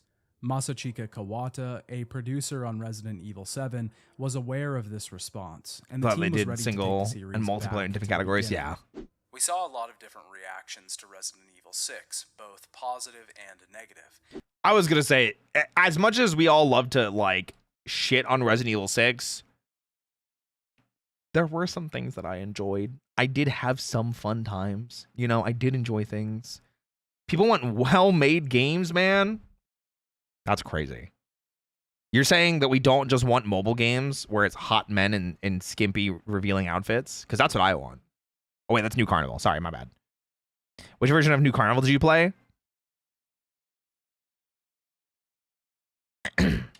We took a look at the overall state of Resident Evil and the feedback we got, and we asked ourselves, how can we bring the horror experience people remember from Resident Evil 96? I think that is the big important question, which is funny because I feel like you hear this question a lot for Resident Evil. I feel like you get this a lot. You hear this a lot. But it's also like, for this game especially, was so important.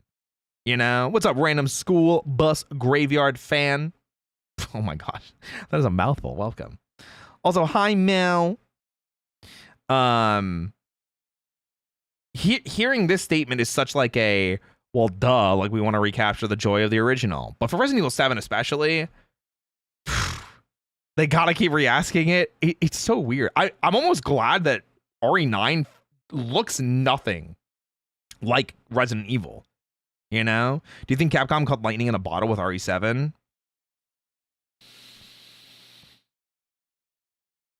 I don't know if I'd say lightning. They caught something in a bottle, but I don't know if I would describe it as lightning. Because that's the thing is like RE7's good. Do not get me wrong. Don't get it twisted. RE7 is a good game. However, it's not a perfect game. And it's not a, like, if we're looking at like the Game of the Year contenders, like from this year, it's not a Game of the Year contender. RE7 is a great game. Good game. Whatever you want to call it. but it has very obvious flaws. And I think most people agree those flaws do hinder it from being a perfect game. But because it was so good at what it did and revitalized the love for the Resident Evil franchise, they were so back, you know? And then RE8 is like, they tried to recapture the joy of 4, but in Resident Evil 7's style. You know, that's why you have the Duke. That's why you have the attaché case. That's why you have like side quests to do for the Duke. And like this feeling of exploration that you can do, you know? RE8's also a great game. If anything, I might actually enjoy RE8 more than I actually might enjoy RE8 more than I do RE7. In some capacities, playing it maybe. RE7's story is easier and more concrete to follow. I think the story for 7 is better. Gameplay wise, though, 8 is just so fun with all the different weapons, with all the different encounters, with all the different scenarios. It is just crazy. In this way, Resident Evil 1 was a massive inspiration for this entry. Yeah, of course. The team wasn't trying to recreate the action elements of the previous era, and they weren't trying to lean into the absurd nature of the series. It's like the baby thing from 8. A true horror experience like the original series had on the PlayStation 1. That's the other thing. 8 has a lot of really, really, really good memorable moments that I think a lot of people will be able to point and go, that's an awesome moment. I remember that one. And I'm not saying that RE7 doesn't, but it's probably just recency bias. I point at 8 and I remember a lot more from 8 and go like, remember when like you first get to Domitrisk's castle? Remember when, you know, you're in the dollhouse? Remember when you have the Domitrisk fight? Remember when you have to deal with Moreau? Like jumping across the planks and everything. Remember going to the factory? Remember when you have the conversation with fuck, why can't I remember his name? Voiced by Neil Newborn, begins with an H. I'm just struggling with names tonight, aren't I? Why can I not remember people's names? Heisenberg, thank you. Yeah, like the conversation you have with Heisenberg and he kicks you in the pit. Like the big truth bomb about what's happening in RE. Like there's so many in RE8. There's so many like amazing moments that I can pinpoint and be like, that was memorable in RE8. RE7 has moments like that too, you know, like the first fight against Jack, welcome to the family, son, the dinner table. I feel like so many of those moments though are at the beginning of RE7 and you kind of start forgetting them more and more as the game goes on. And then RE8, I'm remembering shit all the freaking mech fight that you have with Heisenberg is crazy. There's so many. I think 8 is more well-rounded overall. RE7 is front-loaded and really good in the beginning. But one of the newest features of Resident Evil 7 was the first-person camera. We had a lot of internal discussion about where to take the series. Remember the father, Gascoigne. My Ooh. boss, Jun Takeuchi, requested that I see that. strip it down to its core, and the best way to express I wanna the play horror Bloodborne again. directly is in first-person view. This change. I mean, we talked about it. RE was not in the times. You know, Resident Evil was stuck in the past. And we could see that they were struggling with identity with from RE5 to Revelations to 6 to Rev 2. Resident Evil didn't know what Resident Evil wanted it to be. First, it was a mobile game, or I'm sorry, a handheld game, you know, for 3DS. Then it was a co-op shooter. And then it was giga action over the top co-op shooter. And then it was heavily inspired by things like The Last of Us. You know? It's crazy. And episodic, too.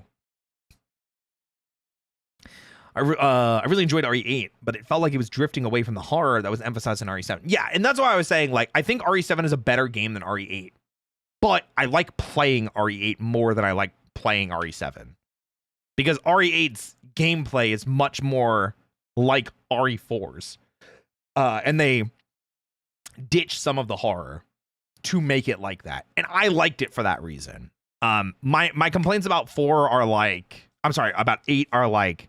We'll get there. But I will go on the side quest with you. We will embrace the yap. My problems with 8 are like... Moreau's section is not super fun. Insta-kill mechanics are not fun to deal with. I don't love the factory with Heisenberg. Just because I remember getting lost there and being like really frustrated. Yeah, and there's not as much horror as I think there is in RE7. But I mean, even RE7 loses basically all of its horror once you get to the boat, because it stops being scary and it's more like annoying. You know, the chainsaw duel with Jack, first part of the game. You know, I'm gonna go to sleep. Yeah, take care, Moto. Have a good night. Bye bye. But yeah, I think both RE7 and RE8 are flawed games that are good. I think I give both of them an 8 out of 10. I would probably put RE7 above RE8, if only because I think it tells a better, concise story. 8 is more fun to play, though. You know what I mean? RE7 scared me more than RE8 did. Yeah, because RE7 was supposed to be scary. RE8 was supposed to be a little bit more action-oriented. You know? It's supposed to be, Ethan's seen this shit before. It's time to kick ass and save his daughter. And that was the whole idea. So, I felt like the single strongest part of RE8 was the Beneviento estate. It was that part where they took your weapons away and it stopped being an action movie. I would say that and Lady Domitrix's Castle, because Domitrix's Castle also really good in my opinion. I think Domitrix's Castle was fantastic. I wish it was longer. I wish half the game was in Domitrix's Castle. I would have gladly like cut out the Moreau section and just gotten another section in the castle. You know what I mean? Oh my gosh. That's what I wanted. Was implemented to create a more intimate feel for the game. Castle was very While fun. Resident Evil 7 was returning to its roots, it was also carving out a new path. These ideologies weren't exactly dueling. They were working with each other to ultimately create a new era for the franchise. And that's what I was saying before. That's where I was like, I agree and disagree with what he stated before about the 3 ways that Resident Evil could move forward, which was just make another good game, make a game that fails and kind of destroys the franchise, or reinvent itself, or recapture the glory of the first games. And that's where I was saying 3 is technically correct, but they also reinvent themselves. Lady D's lore and dialogue is awesome. I love reading all the notes and dialogue stuff with her, because it's like she had like a blood condition or something where she had to consume blood or like regularly get like blood transfusions, and it's like real world vampirism type thing. Domitrix's Castle had a lot of flavor and actually caused a lot of the same feelings as the Beneviento estate, because you didn't have strong weapons and were constantly dodging Mommy Tyrant. Yeah, 100%. Bye, Jungos. Hi, Java. Yeah, Castle was fun. Castle was fun. And revitalize it once again. This would all be done with a new engine to increase fidelity and functionality, called the RE engine. RE engine, man. This engine was built to replace the previous MT framework used on Resident Evil games. It had volumetric lighting, photogrammetry used to create high-quality 3D models of characters and objects, and it focused on VR as an option for most of its games. And still the engine they're using today. RE7, RE8, 2 remake, 3 remake, 4 remake, 9 is going to be on it. Monster Hunter Wilds is on it. DMC 5 is on it. The new Onimusha is going to be on it. So many games. Street Fighter 6 is on it. So many games are on this engine. Capcom made an amazing engine. It's like the RE engine is up there with, I think, best engines right now in gaming. It's that, and I think the Dragon engine are my 2 favorite engines. Dragon engine for the Yakuza / Like a Dragon games. This engine would also be used on the Resident Evil remakes, and eventually even the Monster Hunter, Street Fighter, and Onimusha series. I wrote the script. I just said all of that. I just said all of that. My bad.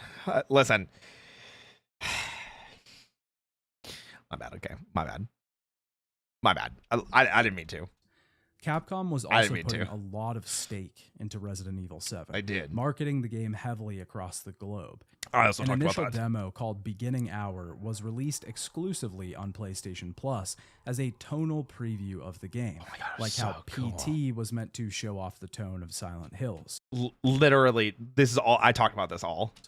The game was heavily advertised, with Capcom even contracting Resident Evil escape rooms in major cities around the world. Resident Evil 7 Biohazard was released on January 24th, 2017, worldwide. I didn't realize that it was the beginning of 2017. Oh. Fun fact, there's an FPS mod for RE3R that aside from some fun quirks, it's actually fluid because of the RE engine's design. That's funny.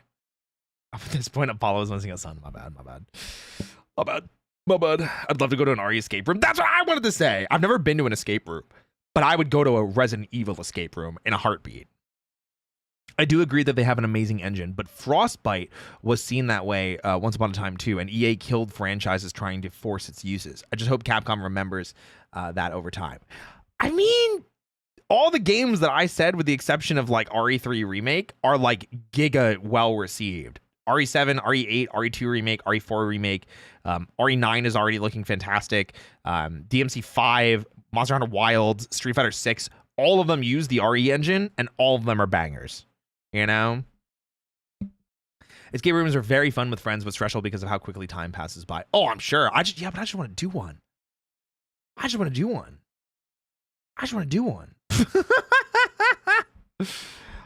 one. And on January 26th, 2017 in Japan, all for the Sony PlayStation 4, Windows, and the Microsoft Xbox One. Before we get into the story of Resident Evil 7, let's talk about the gameplay and mechanics that this entry introduces. Hit me. Resident Evil 7 is obviously a first-person game. Are you sure about that? Actually, was there ever a third-person mode? Because I know there's a third-person mode for RE8, which I'm kind of tempted to play, because I've actually never played it. This shirks not only the fixed camera perspectives of the original games, but also the third-person camera of the action-era games. This is clearly a contemporary Nothing choice, official, got it. as a lot of the most popular horror games of the time were in first person. Literally what I said before, too. Yeah, so much horror has resorted back to... Excuse me. Woo. Whew. Man, I like inhaled too sharply there. Whew. Yeah, a lot of horror at this time was still in first person. It's not until I think maybe the last couple of years did we switch back to anything third person. The first person perspective made the jump scare hits differently. True. We're gonna stop choking on D's. D's what? Go ahead, say it. You okay? I'll be fine. I like choked on water. Whew. I got too excited. I got too passionate. Producer Masachika Kawata had specifically noted that the Amnesia and Outlast games were good, but that he wasn't a fan of being unable to fight back. Oh my God. Literally what I said before. I wrote the script. I thought you had coffee. I'm out of coffee. Now I'm drinking water. You gotta, listen, gotta hydrate, you know?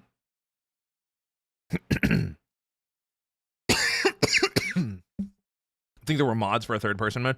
I know for RE8 it has a third person mode, and I'm kind of like, I'm almost curious, do I play it in third person? So Resident Evil 7 was going to focus more on combat than actually running away.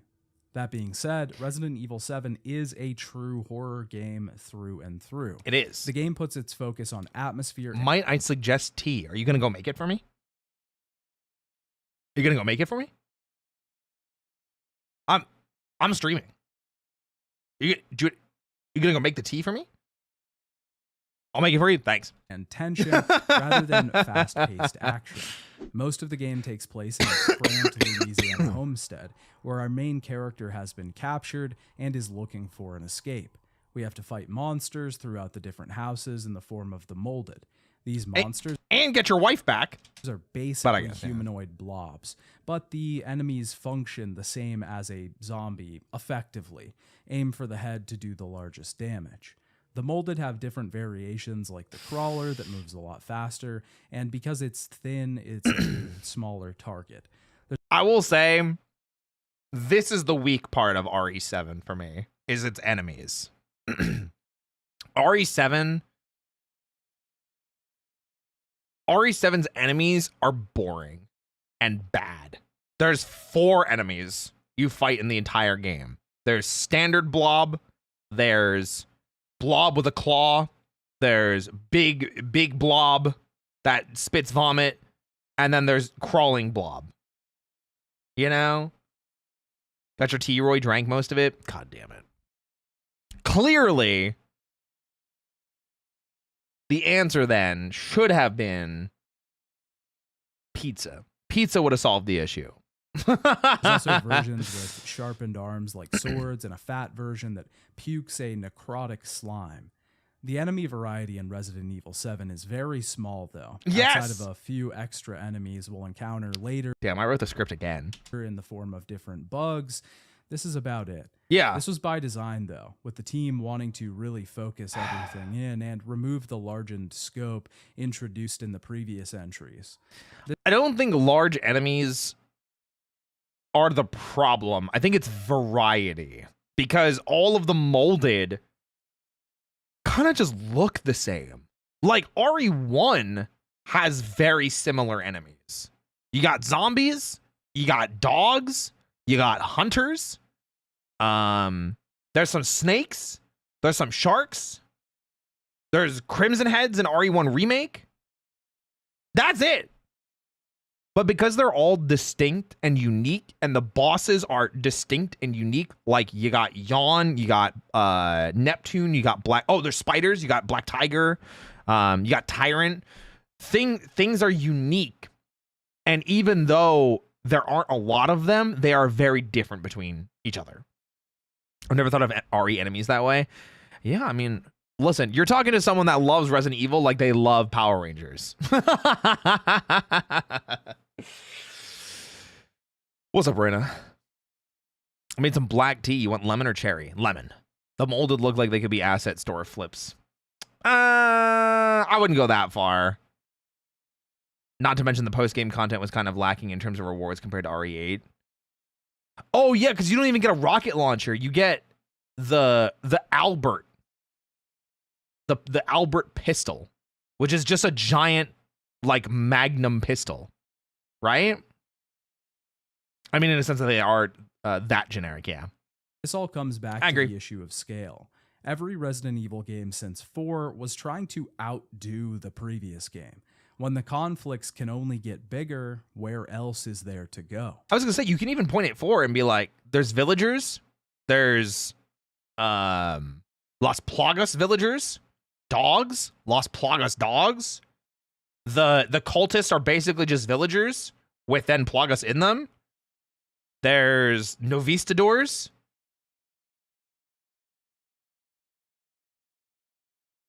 Is that it?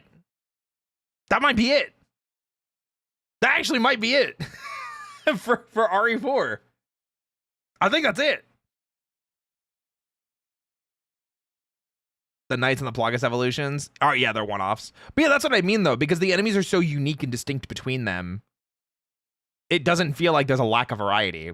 And RE4 does a really good job of hiding that. But RE7 just didn't. They're like, here's 4 blobs. Have fun. If Resident Evil 6 did well, then 7 probably would have taken place on the moon and featured 7 main characters. Honestly, I'm so glad that we didn't go in that direction. Thank God. Snakes, I guess technically. But the effect... The way you describe them is easily lol-worthy shorts material. Clip it! Someone clip it! Clip it right now! Clip it! Add some cool sound effects to it! Add some bows right now! And then maybe like a slot machine in the background, so it feels like you're earning money by watching me, but you're not actually. You're actually supporting me by watching this, so I'm actually spinning the slot machine. And look at that, I hit 777. Poggers. Start to wear off. And the only way that you can go is back. Resident Evil 7 isn't a reboot. It actually takes place after 6, but it certainly feels like a tonal reboot for this. It's so funny, too, because I don't know if there's ever a point. It might be in 7, I can't remember. I don't know if in universe, if there's anything in the Resident Evil franchise that confirms RE6 happened. Because, like, there's other Resident Evil games that, like, confirm that previous games happened. You know? Like, obviously, in 4 and 5 had, like, pieces of them in other games. But I don't think 6 does. Because, like, we never see Leon again. We never see Sherry again. We never see Jake. We never see Helena. We never see Piers. We don't even see Ada again. We don't see the C virus. You know? I don't think there's anything that, like, is confirmed from it. But at least one mention has to exist somewhere. And I'm talking about it specifically in games, not in any of the CG movies. But I don't know if there is one. If there's one, it might be like a side document somewhere, but never even mentioned in the game is crazy. Series. We're going to see Leon and RE9? No, we're not! That is just a rumor. It's not confirmed. Rev 2 had the ending cutscene.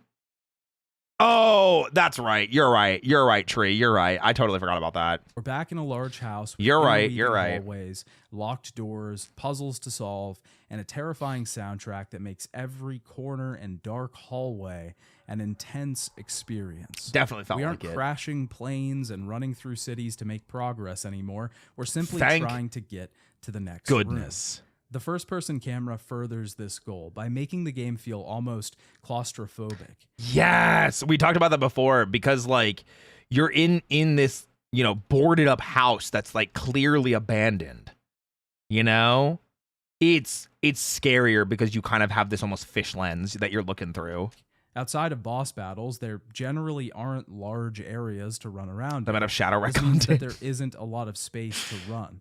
The option left being to stay. Fans mentioned that the last time you brought RE9 up. All right, there's no confirmation that anybody is in RE9 except for Alyssa and her daughter Grace. That's it. Those are the only characters that we have confirmed in RE9. That is literally it. In terms of, like, who is there. Everything else is rumors and speculation, unfortunately. I think having Leon there would be cool, but I just don't want to get my hopes up. It's just some house and some poor Southerners wanted that. Oh, yeah, for this one. And fight. It's true. You have to utilize space just as you would any other limited resource in the game. The first-person camera also furthers this new minimalistic HUD that the game introduces. It is very minimal. I mean, you guys can see there's nothing on screen right now. Except the ammo count, which is behind me. And that's it. And it's gorgeous. It's perfect. While walking around the house, nothing is interrupting our immersion. The only time we really see anything pop up is when using a weapon or interacting with an object. But that's about it. When we go to our inventory screen, we can see our health displayed on the watch that Ethan gets at the beginning of the game. It's perfect. But this is an in-world HUD, more akin to something like Dead Space. Which is awesome. I love it. And especially because when you're looking at This it, is an in-world displayed you see, like, the heartbeat, like the fine status, like you see in other Resident Evil games. You know? I did RE6 how you unlocked infinite ammo. Oh, I don't remember. Oh, it's been a while. What's up, Crab? more akin to something like Dead Space. It's a simple change, but it brings the player closer to the world, removing the veil between player and game and creating a more terrifying experience in the process. Just like the other games in the series, we will eventually gain an arsenal of weapons to fight these enemies with. These weapons are acquired throughout the game, starting out with a pistol and eventually working our way up to a machine gun or grenade launcher. The biggest change with weapons and combat, though, is that ammo has gone back to being a limited resource. There were definitely a lot of times where it felt like we just didn't have enough ammo, and we had to specifically save certain resources to make bigger bits of ammo. Absolutely.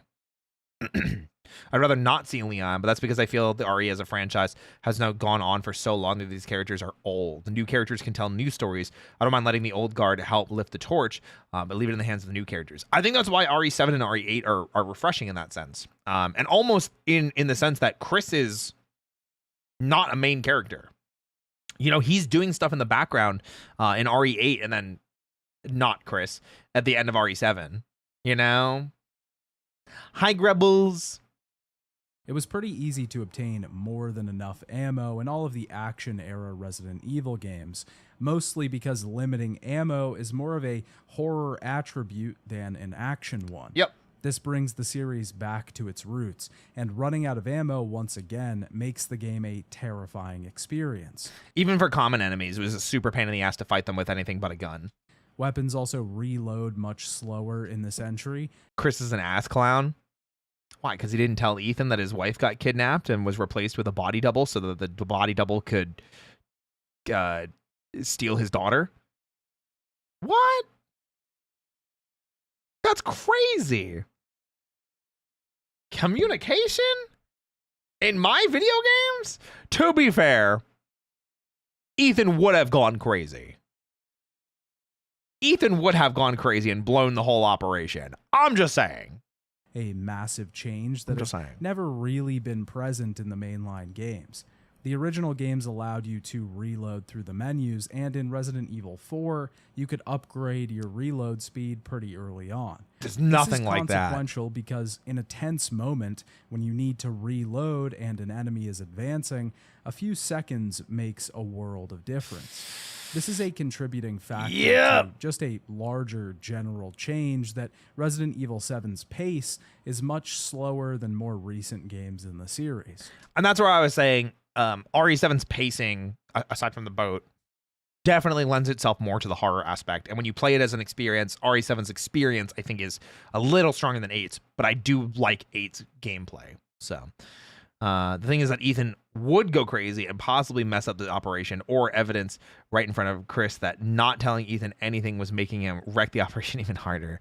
I mean, Ethan was going to ruin everything anyway. I feel like telling him from the get-go probably would have been smarter, but I do understand why Chris didn't, because Chris was right.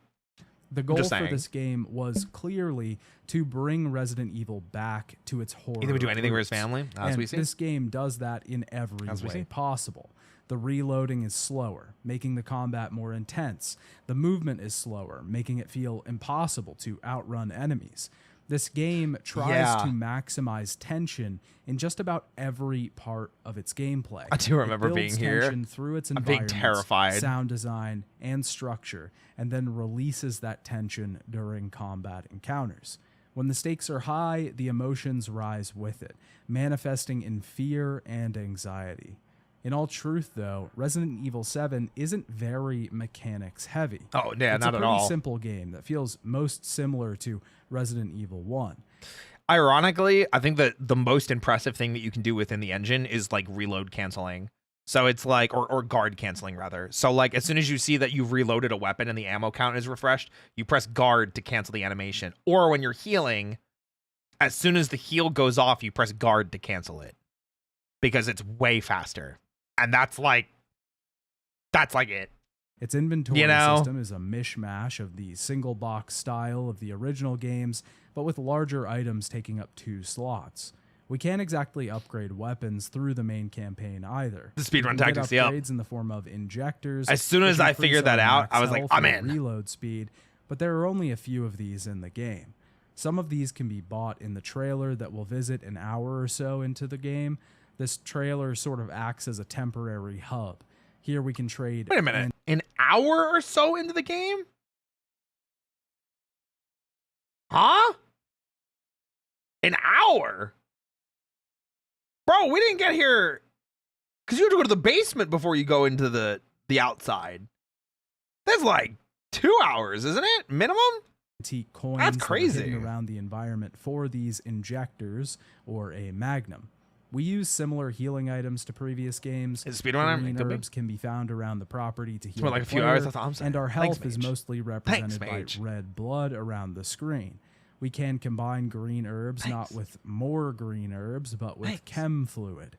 This will create a first aid tincture, which we can pour all over our arm. Oh, I like heal that us. word. This is basically the first aid spray of this entry. We can also combine some like other that word, things, but again, the crafting system is pretty simple. Everything is very bare bones. Resident Evil 7 Damn. is a return to form for puzzles as well. Yes. RE6 had basically no puzzles. It was mostly packed with action sequences to fill out its runtime.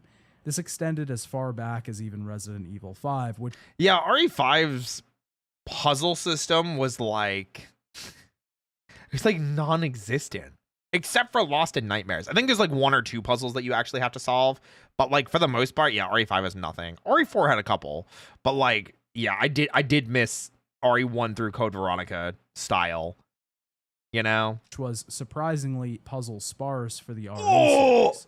This was strange because solving First of all, I just see that again. surprisingly Watch puzzle this. sparse What a shot.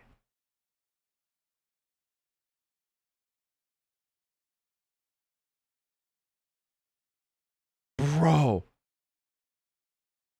Dude, exploded before the foot even got there. That's crazy. All right, Sheva. first for the RE series. This was strange because solving overarching puzzles was basically the structure of the original games. This has returned in Resident That's Evil crazy. 7. Getting keys to Yeah, move that was on her to the foot. next area, unlocking entrances into other buildings, and solving mini puzzles takes up a large portion of the project outside of combat and atmosphere. The puzzles are genuinely pretty good too, with I a like few them. stumping me for a lot longer than I thought they would. All of this makes RE7 Were there any that like really stumped me? I think everything was pretty understandable for the most part. I don't think anything was super like, man, this sucks. There's only like 1 or 2 in RE8 that I remember like really disliking, but I think it was just because like I was just getting frustrated with them. You just a know? breath of fresh air. After inhaling the toxic atmosphere of Resident Evil 6, the next game is a refreshing tank of clean oxygen. There are Absolutely, certain I like parts of that. the game that don't quite hit, especially with the story and overall structure, but the gameplay and mechanics bring Resident Evil back to what it was known for. The combat is fun, the exploration is engaging, and the puzzles are well made. Everything feels good here, and it's the first genuinely scary Resident Evil game in, well, a long time. Was there one before this? Maybe Revelations, but Revelations didn't really have a lot of horror.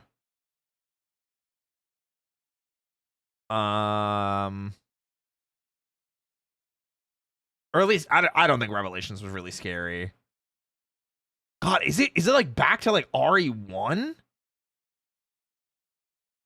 Is it back to like RE1 remake? Was the last time that Resident Evil was like scary? Oh, it might be. There were so many Damn. moments in the game that actually scared me, and they weren't just cheap jump scares. Those are here, sure, but a lot of the fear There are a comes couple. from the tension and the atmosphere. But the gameplay is just the start, because Resident Evil throws nearly everything out the window when it comes to the story and really resets the series. Yes. Which is good and bad. The bad part of it is just, hey, I'm Redfield. That's the bad part of it. Resident Evil 7 introduces a new main character in that of Ethan Winters. The game begins Now we'll probably pause less and just let him go through the story, because now we don't really have to worry about like too many of the explanation things. as we see a video message from Mia, Communication guy in Ethan's RE wife. Revelations. She seems like she's in a good place Who? with a recent new babysitting job. We quickly see another video, though, Babysitting. as Mia is Air clearly in quotes. trouble. She warns him to stay away, and the game cuts to Ethan doing the exact opposite, driving down a Original lonely RE2 was the last road game that scared in me the when I was a swamps kid. of Louisiana. Mia has been missing for a while. Oh, you but mean the guy Ethan that's is calling screaming a friend Mayday? to tell him Mayday? he's gone I get looking you, for her Vance. again. Ethan got a letter supposedly from Mia requesting that he come Mayday. here to save her. We quickly come across a large mansion, but the gate is locked. We have to head around a side entrance where we find an abandoned van and a project proposal for a show called Sewer Gators that we'll I become love this. familiar with soon. Yeah, Something that Resident I said that I wasn't gonna pause. I'm gonna yap anyway. I I did love seeing this. I loved finding this. I almost wish that we got to see like one of the other locations they went to just to like understand them better. You know, show us another Sewer Gators episode. Evil 7 reintroduces to the series as well is memos or files. Just need to learn to talk. These were sorely absent from Resident Evil 6. When they do talk to mention the importance entry, of first, they yes. make up a large part agree. of the story. A lot of the specifics of the tale we're going to see are actually stuck within these notes and memos, and investigating these documents is integral to uncovering the real story behind Resident Evil 7. Ooh, that is pretty true. I will agree with that. RE7 expects you to read its documents and to really dive and dig into the nitty gritty of RE7 to further understand it. Because if you don't, I think you miss a lot of the biological weapon stuff. It doesn't beat you over the head with it. It doesn't super spell everything out for you. Which sometimes is really good and sometimes is really bad. You'll like figure out the twist a lot sooner if you do look at documents and things like that. But yeah, that's weird. I didn't think about that. I think it's just because I'm used to like RE8 being way more like, here's the story, and you can find other cool stuff in the background. But yeah, release the Sewer Gators cut. Yeah. Heading through the overgrown swamps, we can find some makeshift archways and decorations outside, seemingly constructed Gross. from animal bones and viscera. But Gross. things grow sinister very quickly as we find a woman's purse and driver's license. We can step inside of a nearby guest house, Gross. finding some of the most grotesque imagery in the series so far. Rotting food in the fridge, bugs I in remember pots this. and pans. I Either food that's literally just gone played this. bad, or even worse, someone was eating this kind of thing. And the funny thing is like, this is the kitchen that you play in the demo. So like immediately as soon as you play the game, it's just the demo, which is awesome. A nearby paper states that 20 people have gone missing in 2 years, and we might have found the place they ended up. Heading upstairs, we find a videotape which we can put into a VCR downstairs. This is Sewer a new Gators. feature that Resident Evil 7 introduces. We'll find tapes throughout the I do miss this. I do actually miss. I wish this was an RE8 to like help pace out things a little bit better. game, and by playing them, we will take control of the characters that were in the tape or filming the video.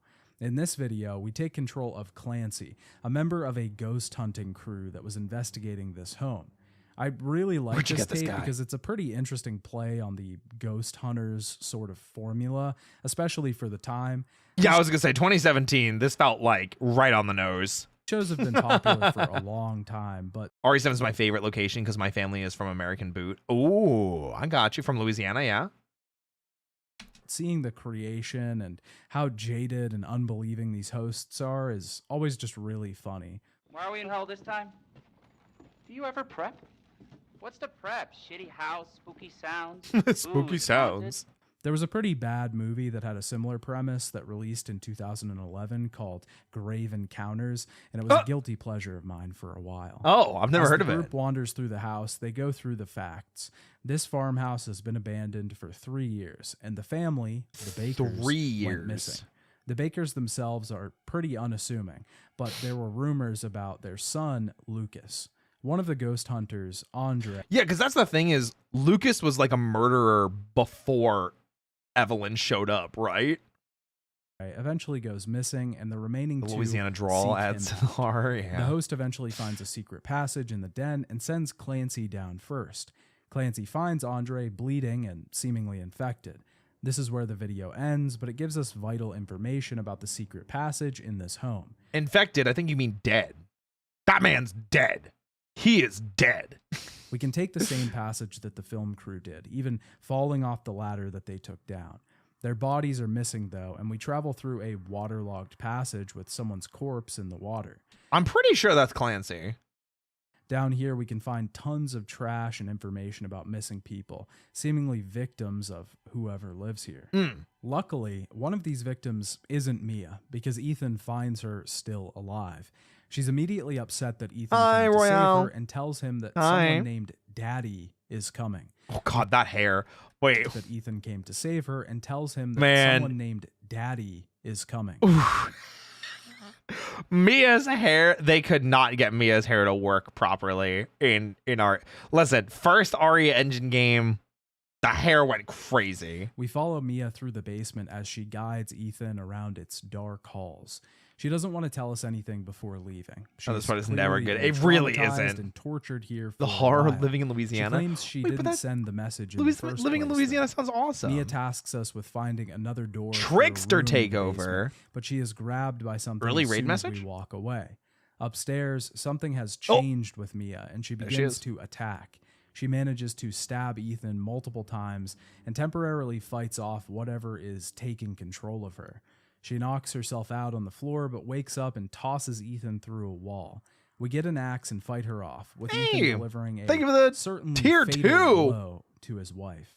Ethan Thank talks to you. someone on a nearby phone named Zoe. Hi. She tells Ethan to get out through the It attic. isn't. Oh. We can find a fuse What if- nearby and Louisiana get power food, back to though. the stairs, but Mia pretty quickly attacks again. Bro, I love that you can still see the axe wound. Like it hasn't healed type thing. It's awesome. She seems to be her normal self, but turns and impales Ethan's hand to the wall. She then uses a chainsaw to sever Ethan's left hand at the forearm.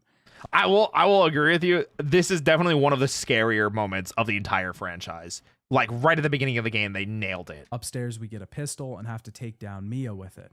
But once she's downed, a strange man welcomes Ethan to the family Son. with a knock to the head. Welcome to the family, son.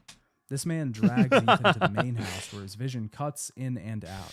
Someone thing is it's shown crawfish season. I'll reconnecting take your his word hand, for it. But Ethan quickly wakes up at a grotesque feast that's been made just for him.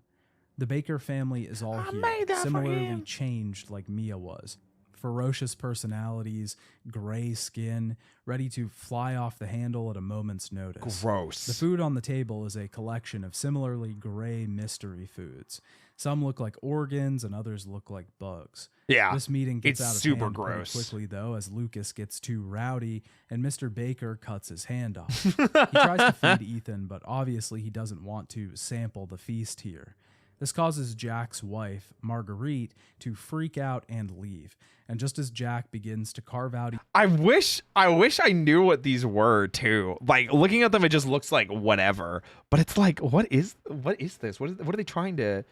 It makes me so sick. Oh, sorry, Ethan's my bad. eyes, the family heads outside to My bad. respond to the police. Shut the who have hell just up, shown Marguerite! up. Get the hell These out of here! mostly will be the villains He's for a our son game. of a bitch. The Bakers have been turned into murder-hungry goblins somehow. Murder-hungry and we need to escape goblins. Their mansion of terrors. Looks like guts. Yeah, The team probably. at Capcom said the game's location and story were both heavily inspired by The Evil Dead, which is quite clear, especially with I the mean- rural nature of the homestead. We did talk about that a few times. That it does feel very Evil Dead inspired because it's like some sort of evil has possessed this family, and now they're all dead.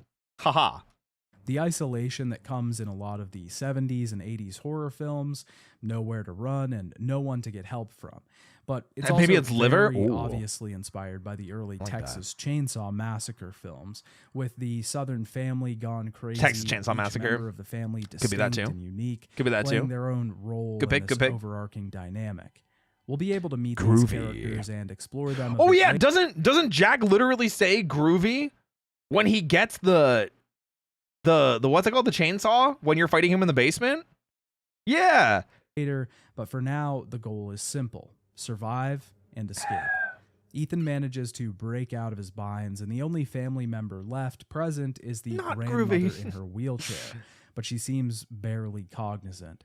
We can begin Just a to little explore bit. the house, even finding an article about the missing ghost hunters, but we pretty quickly are set upon by Jack, who is ready to hunt down his escaped Uh-oh. prey. We have to sneak around and avoid him in a pretty intense segment. These few rooms that we have access to are designed so well that Yeah. it's very easy to get spotted, but still possible for us to get away Intestines, unnoticed. chitlins, All of the cornucopia. paths Ooh. through the rooms intersect in the outside hallway, exactly where we need to get to. We can eventually grab a key nearby and get into a crawl space through the laundry room. Here we can find our Hey, first think you're timid. sort of safe room. Sort of. Typewriters as saving methods have now been replaced by tape recorders. This is I another love this. I think this was such a unique way of making this work. I was so happy that this was how they handled it. It's so freaking cool. And even though it's not modern, because no one's using tape recorders in 2017. It did modernize typewriters, because like even typewriters were not something that was being used in 1998. Return to forum since we can actually manually save now, though the amount of times we save is not limited unless we're playing on Madhouse difficulty. Oh yeah, I do have to go back and play on Madhouse still, get the rest of the achievements. We also Should have probably an do item that. box in here since inventory space is once again limited. As we're leaving the room, we get another call from the woman we talked to before, Zoe. She tells Ethan to get out as fast as he can, and that we might be able to do this Get through the your main ass hall. back in the A large house. medallion is keeping us from getting to the main hall. Oh, wasn't I following? That was weird. Ethan then Hey, you got talks me. to a police officer who has come thanks to for following. investigate the house. He, of course, doesn't believe Ethan's story and thinks he's just as crazy as the people he claims. Typewriters are fun to use, especially if one wishes to be loud Luckily, while he gives typing. us a knife to defend ourselves. Meanwhile, I have though. an We can use Amazon Basics keyboard. this knife to get into That's the what I have. garage. We find the officer here, Like a but he $10 gets keyboard. attacked by Jack, and by attacked, I mean he gets his head sliced in half with a shovel. God, that shot is so visceral. I'm always curious, where the hell was Jack like during this scene? Because like Jack just kind of like spawns in out of nowhere.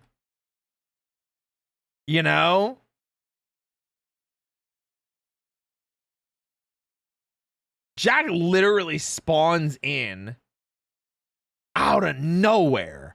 I'm assuming he came through the garage door, is my assumption. But like he just appears, he apparates. I mean, he gets his head sliced in half with a shovel. We then have a sort of boss fight with Jack, where we can't really do much but try and get the hell out of here. We can get access to the car and try to drive out of the garage, but Jack takes control and tries to impale Ethan on a steel beam. Nice car, only Ethan. impaling himself. This doesn't matter though, because whatever Jack is infected with causes his flaming body to rise anyways. The explosion knocks Seen him it too out many for a times, he moment, but literally gets spawns back up in, again, yeah. only to take himself out. Upstairs, we can find the medallion and get access to the main hall. There's theories that Eve makes Ethan forget Jack until he's ready to kill the deputy. I don't think she has that power over Ethan yet, though. I don't think she's not conditioned him yet. I mean, I'm just nitpicking. A large room that connects most of the other pathways through the house. One of the biggest things introduced in Resident Evil I've never heard that before. 7 Me is neither. its wildly different tone. This game is grotesque in just about every aspect. Its style Nazi. bleeds rotting No, I food get and that. maggots crawling on. But I don't think that would work because she hasn't mentally conditioned Ethan yet, which is why she can't control him, despite him being, dead and mold at this point, because his psyche is just so strong. Faded wallpaper. Yeah. Its villains are Car ride scenario, murder-hungry me thinking the song hillbillies Jump in a Around. broken down house. Its enemies are disgusting mold beings, writhing tendrils and filthy muck. The whole game is disgusting by design. We know what we're getting into just from the prologue in the guest house. True. The food is rotting, the equipment is breaking down, the walls are falling in on themselves. It's decrepit, it's decay, Damn. it's rot. This is a huge part of the atmosphere that this game creates. And it does it It's really well. trying to disgust you, to revolt you with its rot and gore. It wants When's I guess it's only with Moreau that it's like gross, right? Because like the rest of the time it's like, because like Lady Domitresque in 8, it's blood, which is gross but like spooky gross. Then it's just spooky house. Then it's gross, and then it's machinery, so it's just scary. to push you away so you can overcome that repulsion and persevere. It's the same design ideology that the first game pushed, including zombies and monsters and tight corridors to push the player away. The fear comes from the things you don't want to see, but also the things you don't expect. In the main Oh, hall, I like we the way can that's find a put. newspaper article about the missing people in the area. The police were investigating, but couldn't find the culprits that are obviously Might be the bakers. more The interesting thing, Will that though, his is love for this me, it was the article last thing he was written thinking, by so he stays Alyssa strong. Could be. Ashcroft, an investigative journalist Hey! from the Resident Evil Outbreak games and the mother of Grace Ashcroft, the main character of the recently announced Resident Evil 9. I was always curious about this because, like, obviously this came out in 2017 and Requiem comes out next year.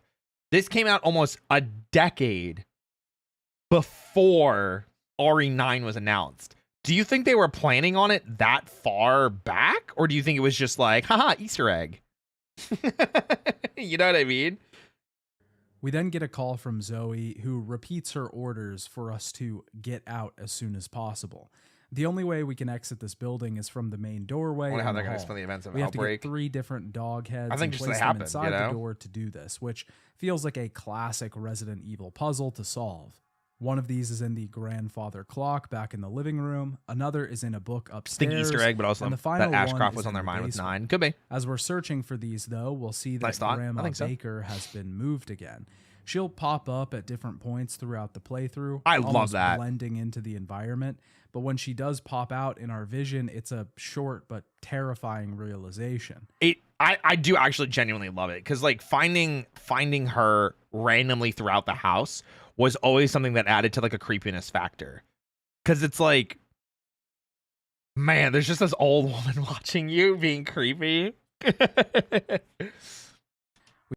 Knowing the care they put in, it's probably came in early development. Maybe. We find a note upstairs that seems to Maybe. be Jack's diary. He's talking about a ship that's washed up on the bayou in a massive rainstorm. Element of surprise. Seemingly the start of this whole thing. True. We can find another tape here titled Mia.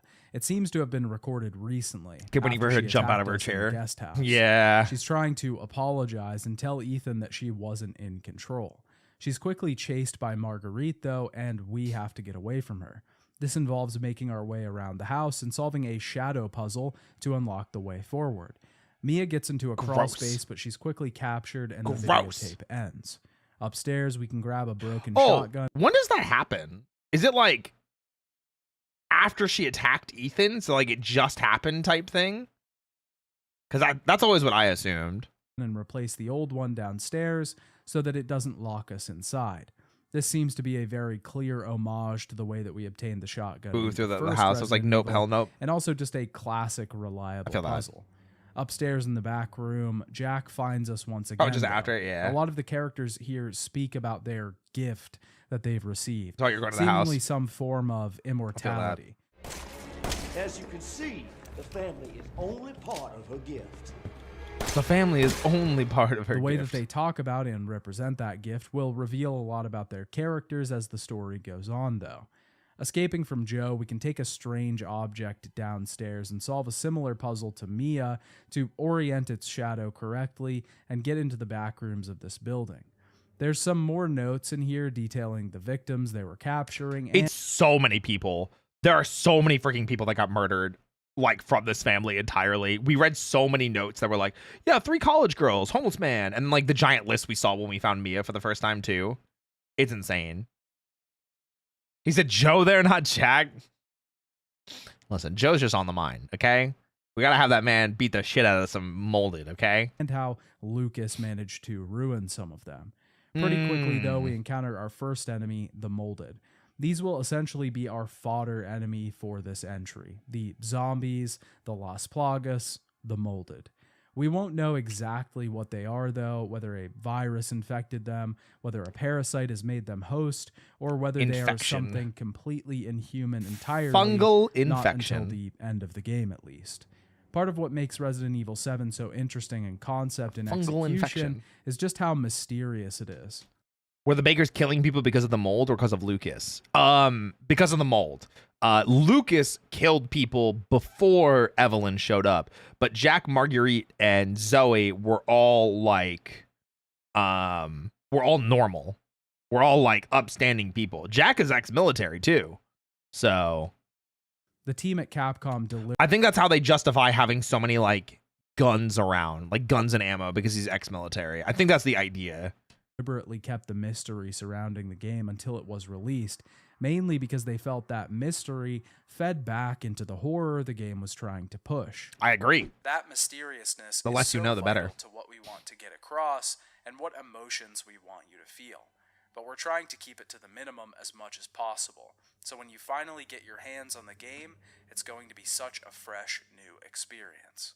Lucas might have been before her. Lucas did. It's in one of his notes that he killed I think he killed like one of his childhood friends.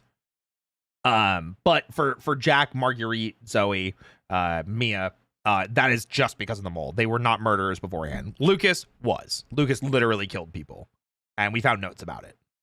Jack's explanation of how it works when they're infected confuses me. I mean, we can talk about it when we get there. Am I the only one who didn't hate the molded as an enemy? I only ever see people talk bad about them. In concept, they are cool. But because it's the only type of enemy you see throughout the entire game, that's where it's kind of boring.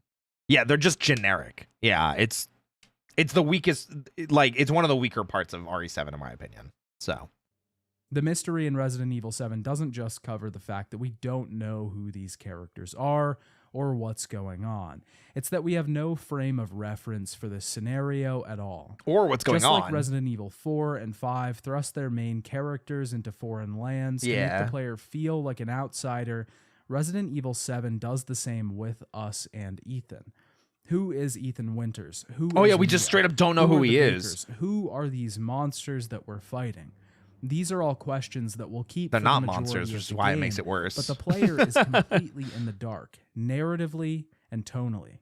This shift to grotesque rural horror story is untrodden ground for the series so far, and the players further pushing the audience into uncomfortable territory. That sounds about the right. Mystery isn't just there to obscure the truth and pull punches for the finale, it's to keep you in the dark. After killing this... Yeah, and a lot of it is, we talked about it before, knowledge is usually what makes things less scary. So like if you understand how something works, it becomes marginally less scary. And that's usually how most horror is. Even looking at Evil Dead as the example, since we talked about it as inspiration for this, as Ash learns more about the Deadites, it becomes a completely different genre. You know, it goes from like, I don't understand what's going on to, oh, I know exactly what's going on. Let me kill these things. You know? We see that tonal shift from Evil Dead 2 to the to Army of Darkness, and then the Ash vs Evil Dead. So molded, we find a safe commitment to room not nearby. show Ethan's we have face. to head down the nearby staircase to the final dog head, which is hidden among a makeshift morgue, some sort of engine room, and even a dissection area. I'm so confused what this was for before the mold. You know? This is the point where we can get the scorpion key and actually get access to the shotgun. Like, what the hell happened that that they have this room? We can find a note here from Marguerite's doctor, who found fungus growing in her brain, seemingly from mold. It was causing audio and visual hallucinations. Heading through the basement, we eventually find the final dog head, but Jack takes Water it damage goes before we crazy. can. Apparently so. Trying to grab it on a chain gets us our first official boss fight, though. Jack chases us around this area with an axe. We can use a chainsaw placed nearby, which does a ton of damage to him. When he's stunned, a mutated part of himself seems to appear, and we can hurt him even further. The glowing, really obvious weak point kind of thing. Probably still early in their hotel plans and the mold took over. He eventually ditches the axe and arms himself with a motorized pair of scissors. Brute forcing our way through, we can eventually destroy Jack's head, leaving only a moseying pair of legs in our wake. Defeating Jack allows us to finally grab the dog head and make our way outside. This isn't exactly total escape, though, because we're still on the property. We've just made it to the yard. The structure of Resident Evil 7 is very similar to the original games. Yeah, just like when you get out of the mansion itself and go to like the guardhouse, you know? Solving puzzles in a focused area, Shoot 'em and there, exhausting it of all its resources before moving on to other smaller buildings around the outside. We can, of course, always come back and use different keys or get rewards from new areas. And I always love that. Anytime you get to backtrack and look through more areas, it always feels like you're rewarded. You're rewarded for paying attention. You're rewarded for wanting to explore. I like that in RE8 as well. That feeling of exploration being rewarded. It feels like it's handled weirdly in RE4. It is actually like, if anything, it's weird that I would say like 7 and 8 do it better than 4.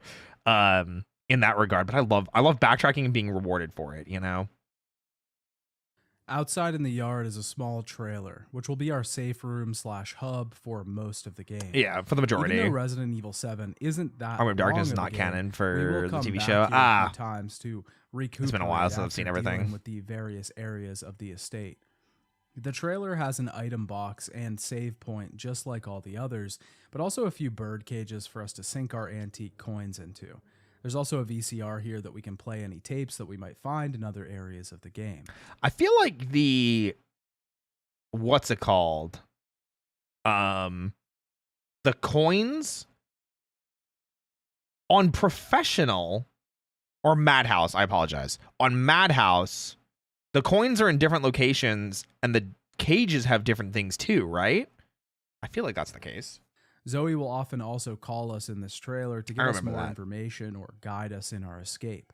This time, she reveals that she is family with the Bakers and that their bodies are all contaminated. Mia is infected with mold. the same thing they are, and they need a cure. What's up, Yellow before Chicken? They can leave. There's a serum that will do just that, but it's hidden somewhere There's in serum? the old house with I should Zoe's have brought mother. some.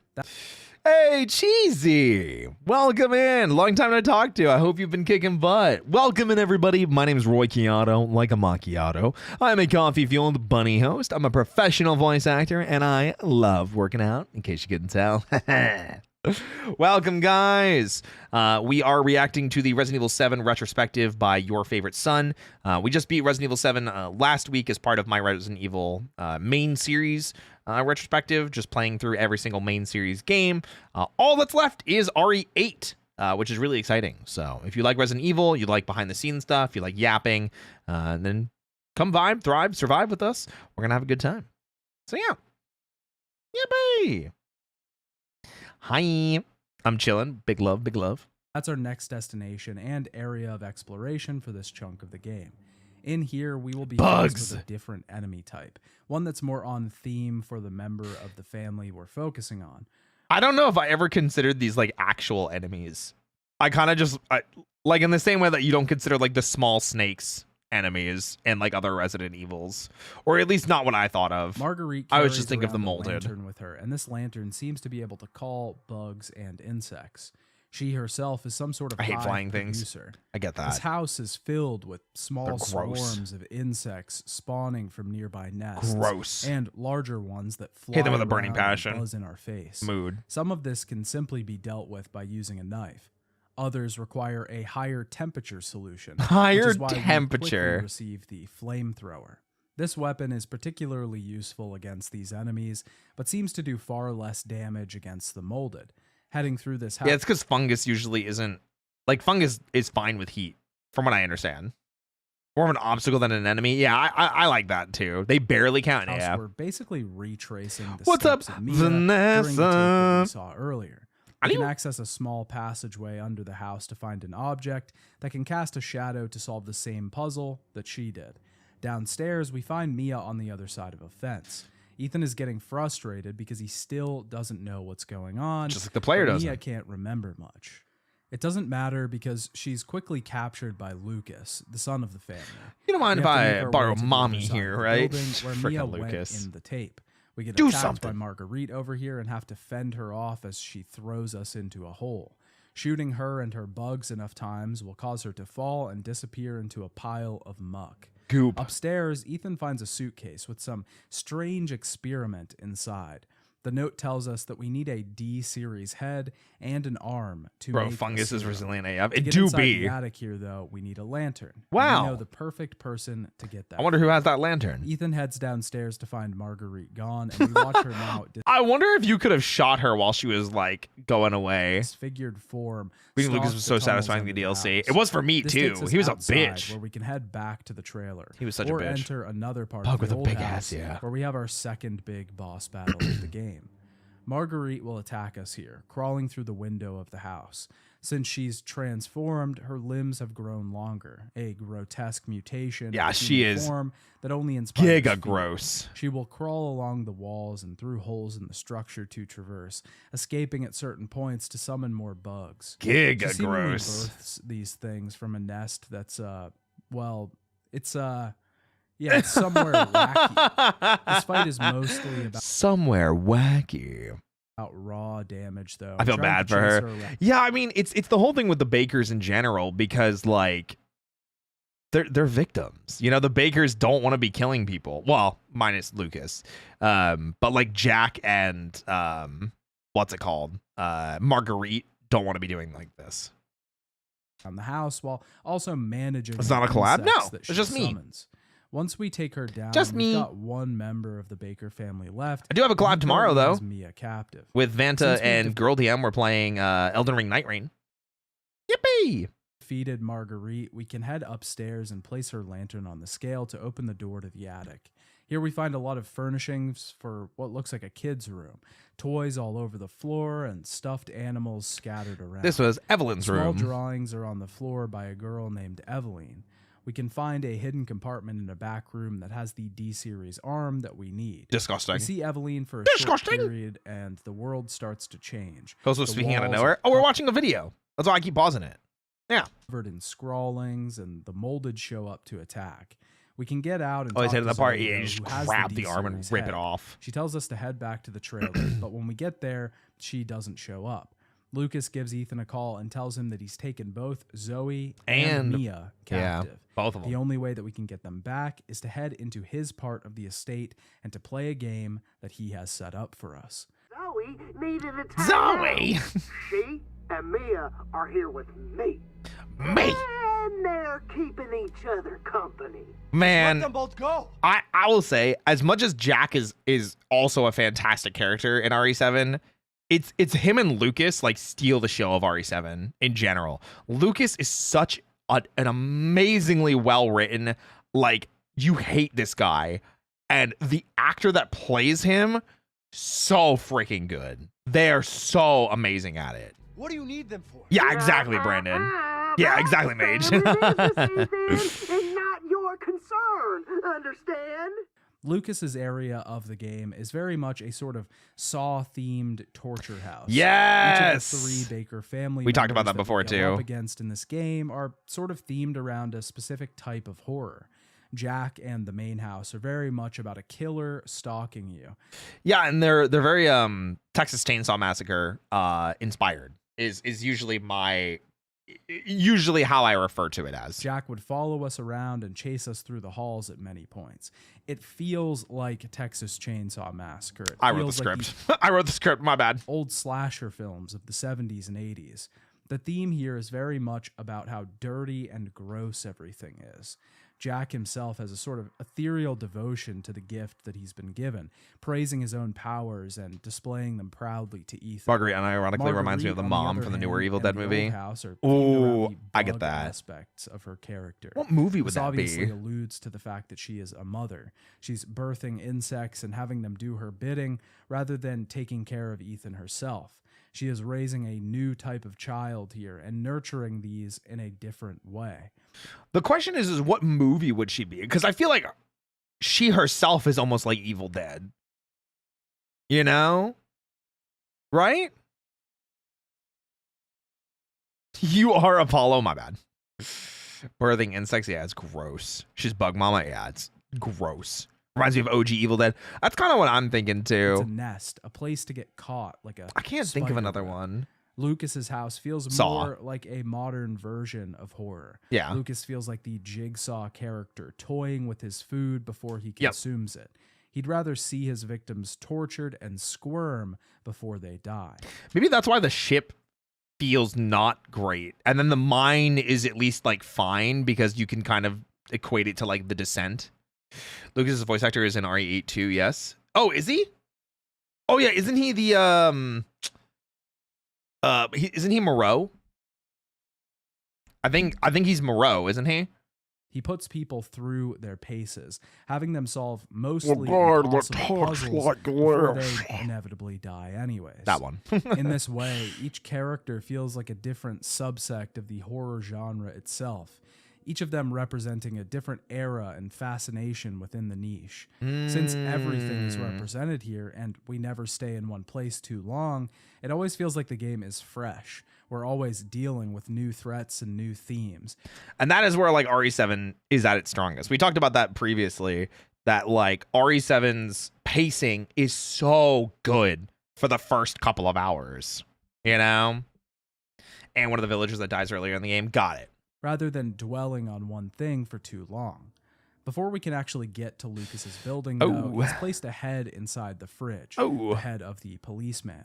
This is a clue that we have to head back to the dissection room to get a key. Luckily, this isn't far, and on our way down there, I remember this jump scared me recently on our playthrough. It did get me. see Grandma Baker once again. Yeah. In the dissection room, Ethan does the grossest thing possible and grabs the snake key from the officer's body. This allows us to get into various rooms in the house that were previously locked. Gross. We can enter a room upstairs in the main house that has a secret passageway under its bed. This gives us one of the circuit boards that we need, and the key also unlocks a child's room in the main house. We can find the other board here, Lucas's as well room. as a secret entrance to the attic upstairs. What's that in the fridge? A head. Through our exploration, we also find another tape. This one is titled Happy Birthday. Happy In this tape, birthday. we play Clancy, Tanjo again, the Viyomato. kidnapped camera operator that we played at the beginning of this game. Clancy has been taken captive by Lucas and is forced to play one of his sickening, twisted games. The goal for Clancy is to take a lit candle and put it on his birthday cake. It sounds easier than it is, though, because there's an automatic sprinkler that goes off as we walk into the room. This puzzle is quite intricate with many steps involved, and it was It's actually fine. one of my R.I.P. favorite Clancy, deserved puzzles it. in the game. I'm just We have to kidding. I'm grab just a kidding. telescope and wash it off with the water to get a code for a locked box. This gives us a doll we can burn to reveal a finger for this animatronic. The animatronic is programmed to write the code for the door that we need, but when we activate it, it carves the word into Clancy's arm. This allows us to grab the crank we need to turn off the water and, thankfully, put the candle on the cake. You forgot the balloon that impales the pen into you. It's gross. But the whole puzzle was a farce because we needed to pull a handle that was plugging a nearby barrel of oil to solve it. This means that when the candle is placed, the cake and room explode in a blaze of fire, and Clancy is killed inside. Yeah. This will be important for later because Ethan will have to go through the same puzzle, and knowing Happy how to solve it birth- without making the mistake Clancy did will mean the difference between life and death. Is this what it's like to be gluten intolerant because he had the birthday cake? It just feels like you're on fire all the time. Heading into the testing area, Lucas invites us inside to play. A TV sits in the first room where Lucas has recorded a tape for Ethan to watch. He shows off the fact that he has the D-series head and also showcases his own gift. Couldn't tell you. You see, Ethan, not everybody wants to turn back the clock. What? He starts talking to Eveline off screen and points out the fact that he, like his other family members, doesn't want to go back to before they got the gift. There's actually a really funny thing about this too, that you don't know until later by reading documents. He's faking this.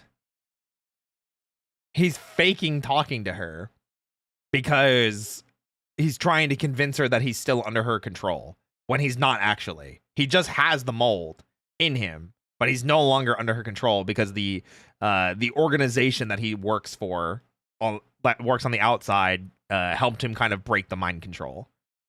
Looks schizophrenic. He's trying to. He's acting.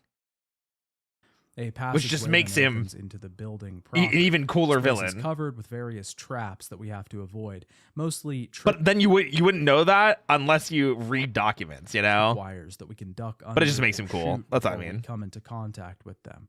Pretty quickly, we have to get a code to advance any further, and of course, Lucas won't willingly give it to us. This means that we have to traverse further into the testing room, 0514. eventually contending with a new monster that Lucas sicks on us, the Fat Molded.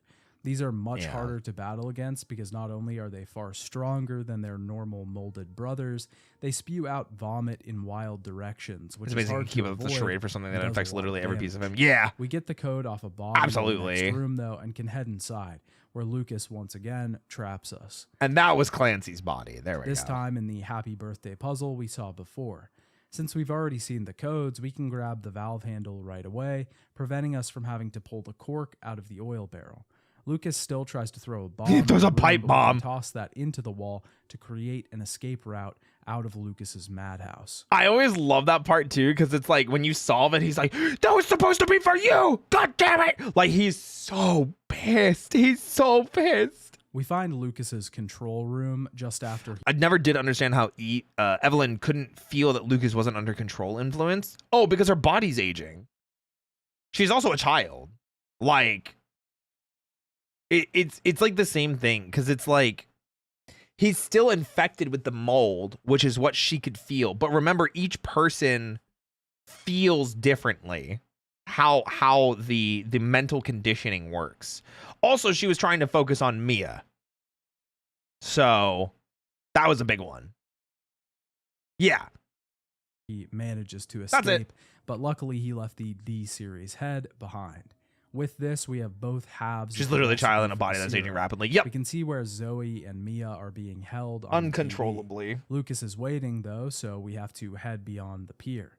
We're assailed by molded all the way there, and once we get to our hostages, we can finally free I think I literally just ran past all of these them. because it's just Zoe not takes worth the fighting two them, you specimens know? and somehow makes the serum behind a nearby It's not worth box. fighting them. There's enough for two, but Jack, who clearly didn't die in our first boss fight with him, has mutated and arrived to take Ethan down. Zoe, get your ass back in the house. We have one final fight with him that takes place across 2 floors of this boathouse. I do like this fight mechanically, but its mechanics, oddly enough, are the thing that makes it the most frustrating. Yeah, it's a cool concept, but it is a pain in the ass to play. Because you got to pop all the eyes to beat him, or like the eyes do a certain amount of damage. You have to do enough damage to get to the next phase. Jack's mutilated body is covered in eyes, and of course, it's a Resident Evil game, so we have to target Shoot the these eyes. as his weak spots. Yep. We have to shoot every single one before he'll die. There are ones on top of him, ones on his sides, and even underneath him. Just use the grenade launcher. The way That's you what I can did. get to these is by bleeding Jack up to the 2nd level and utilizing the hole in the floor. The problem with the fight is just that there's a ton of weak points. And A getting lot. Each one becomes kind of tedious. It especially definitely towards is. the end. We got really lucky. I'm not going to lie. I feel like I handled this fight like way better than I should have. Super got lucky with how this fight went. What normally happens is Bye, that Beta you've Wolf. destroyed every eye Bye-bye. and you only have one left and spend a few minutes searching for that last one while Jack absolutely slaughters you. Yeah. It's not the worst thing ever, but it was one of the more annoying things about the game. I'll agree with that. Once we destroy his weak points, Jack grabs Ethan and we have to shoot his normal eye to deliver the killing blow. Zoe shows Killing up at the blow. exit door and Jack grabs us one final time. We have to use one of the 2 serums on him to cure him, making him mortal once again. Unfortunately, this means we only have 1 serum left, and now a choice to make. The game tells us that we can only use this serum on one Also really sucks. You cure him and then he immediately gets reinfected. And it's why he's infected in End of Zoe DLC. person, Zoe or Mia. It's This will so determine the so ending that we get for the creepy. game. We So can end freaking in being creepy. saving Mia, because why wouldn't we save Mia? Yeah. That's sort of the big problem with this choice, is that it is effectively null and void. We came here originally to save Mia. We don't know much about Zoe, even at this point in the game. Yeah, we know literally nothing about her. This is technically the first time you're even meeting her. Oh, did my what's it called show up?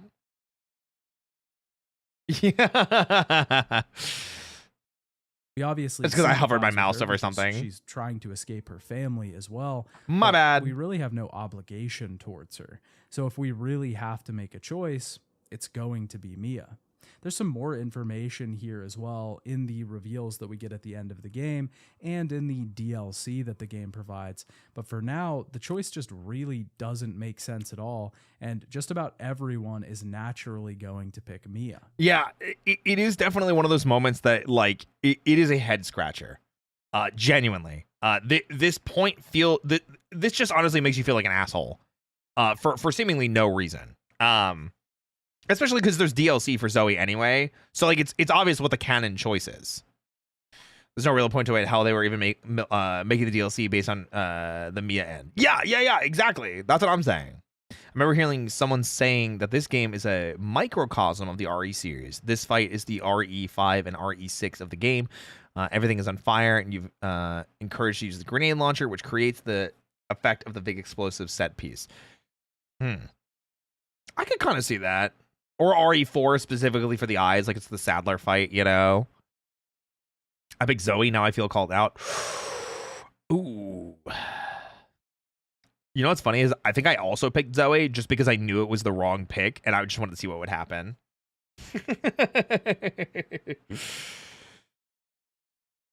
This part just really felt unnecessary to me. Yeah. It doesn't ruin the game. It just feels like a pointless way to get new endings. It's a sort of forced replayability. We could have just had an extra ending that only unlocks if you kill the bosses in a certain way or gather some specific items throughout the game. I think that would have been better, personally.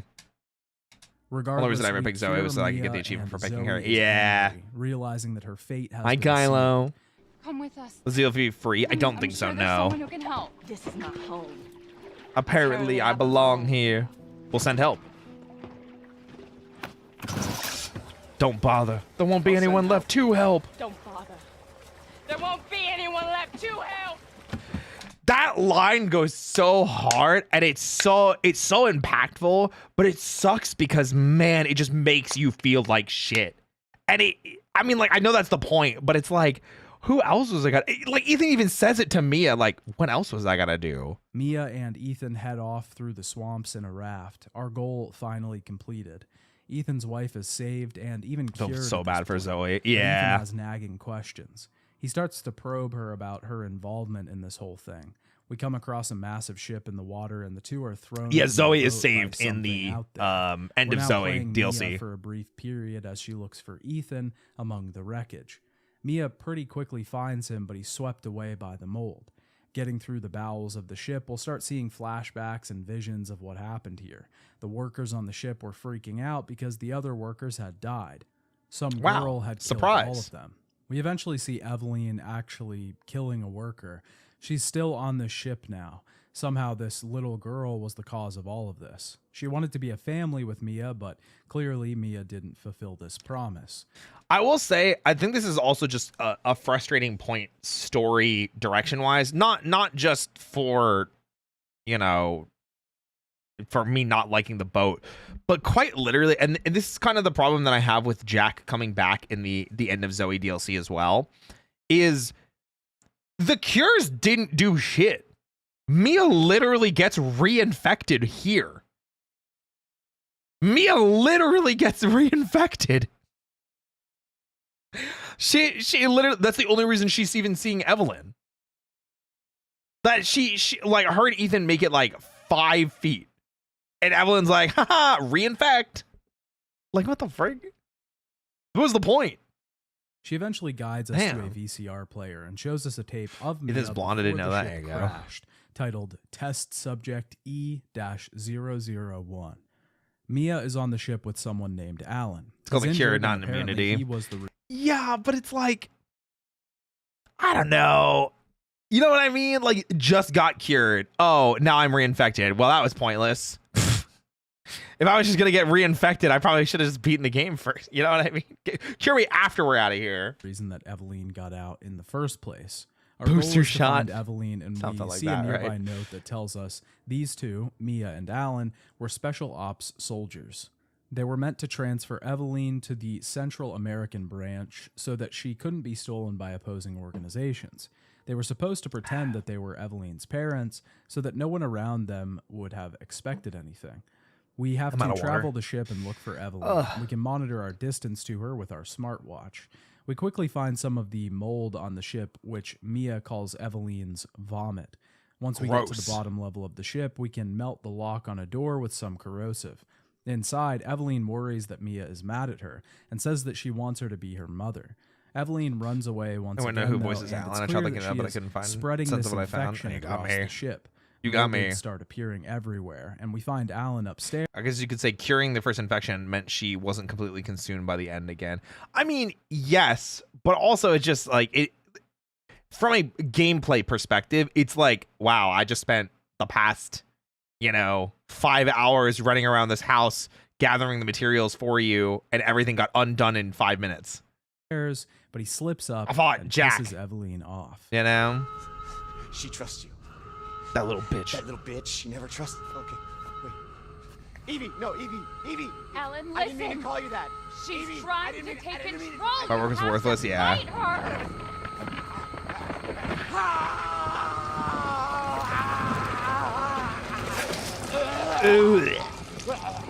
Evelyn, stop. After Alan's horrific death, I will say props. Like, as much as I dislike the boat, I love this scene because it shows you how fast that infection takes over, especially when she already has finished the mental conditioning. You know? Eveline spreads the infection to Mia as well. Mia gets into the other room and records the video that we see at the beginning of the game. Bit by zombies tells and you- not turning other RE games. Yeah, but that's like the gameplay like thing. Ethan to stay You know? away and forget her because she knew that if Ethan Was Evelyn infected as a child or born infected? I think she was like a test tube baby that they grew to use the mold. Like she was born of the mutamycete kind of thing. Not like born with powers, just born and then as a test tube baby and bred to specifically use this. I think she was like the fourth, right? She was the fourth. Do you consider her as a tragic villain? Absolutely. 100%. Yeah. The problem with Evelyn is she kind of embraces the role of being a villain, and you are meant to feel bad for her, but I feel like there's not enough moments where I do feel bad for her. Cause like there's the moment at the end of the game where she's like, why does everyone hate me? And it's like, bitch, I wonder why. Like, yeah, I feel bad for you because you're just a kid, but like, why do you think everyone hates you? Huh? tried to save her, You know? and his death as well. Mia runs into Eveline again as the girl destroys the entire ship in a massive Genetically modified fireball. human. It's an in vitro experiment. She is human, but she is like, she was experimented on before she was born, you know? Mia is dropped into the water and washed ashore. Back in the present, Mia She's like a mold clone of some scientist baby.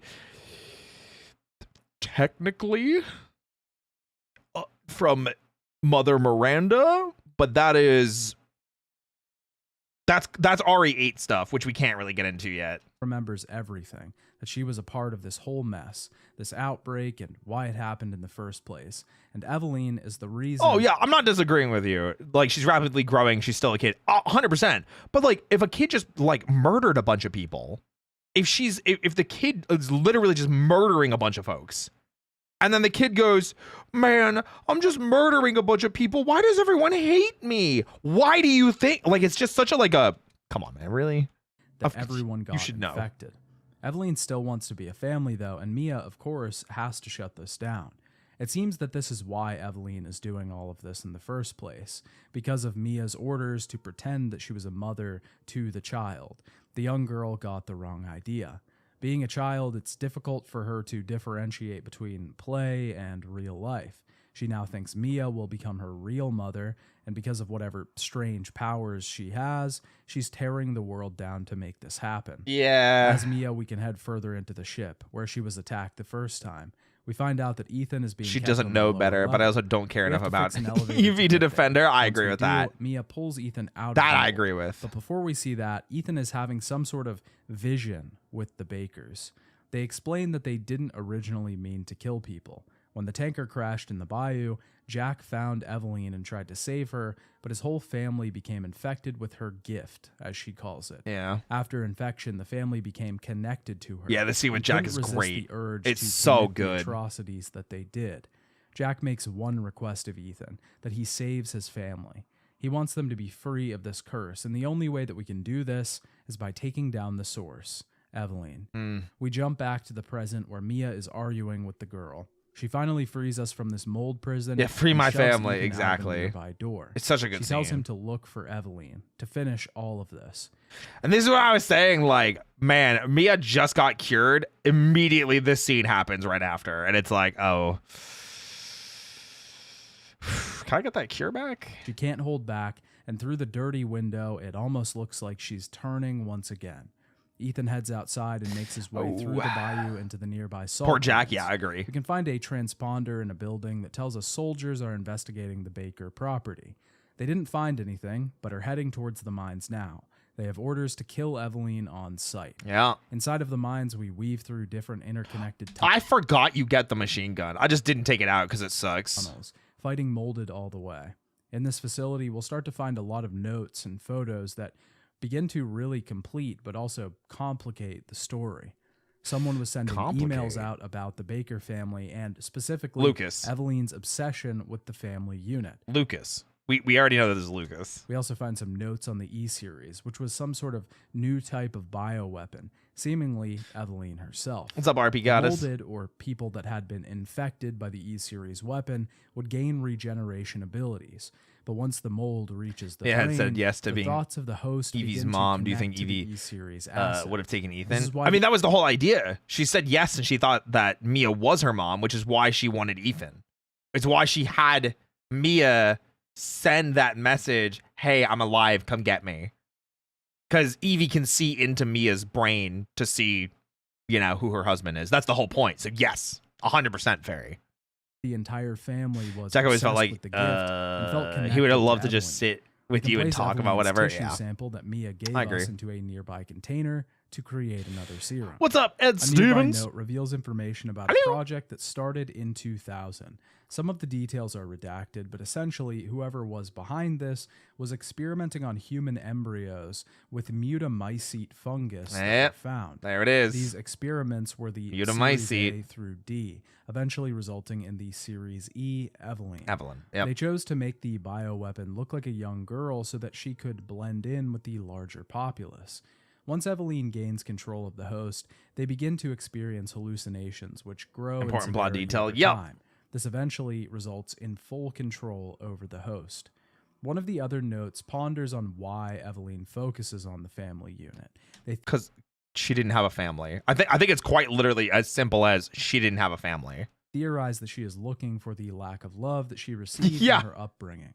We head through the salt mines, That's it. seeing hallucinations of the girl along the way, and eventually seeing a picture of her, the same picture we saw at the beginning of the game. The picture was marked E-001 because Grandma Baker is actually Eveline. Yep. Her appearance has begun to change, and there were little hints towards this the entire time, but this twist actually got me. I had played this game before and still had completely forgotten about this little reveal. Wait, how do you forget about it? It's like the big reveal. We move back through the guest house, What does that eventually mean? fighting shades and hallucinations of both Mia and Eveline. Once we reach the attic, we inject Eveline with a serum, and we see Eveline's other form as she starts to disintegrate and take over the house. There's actually a Oh my God, tragic scene here, flashbang, and you dude. feel pretty bad for Eveline at the end of the day. Why does everyone hate me?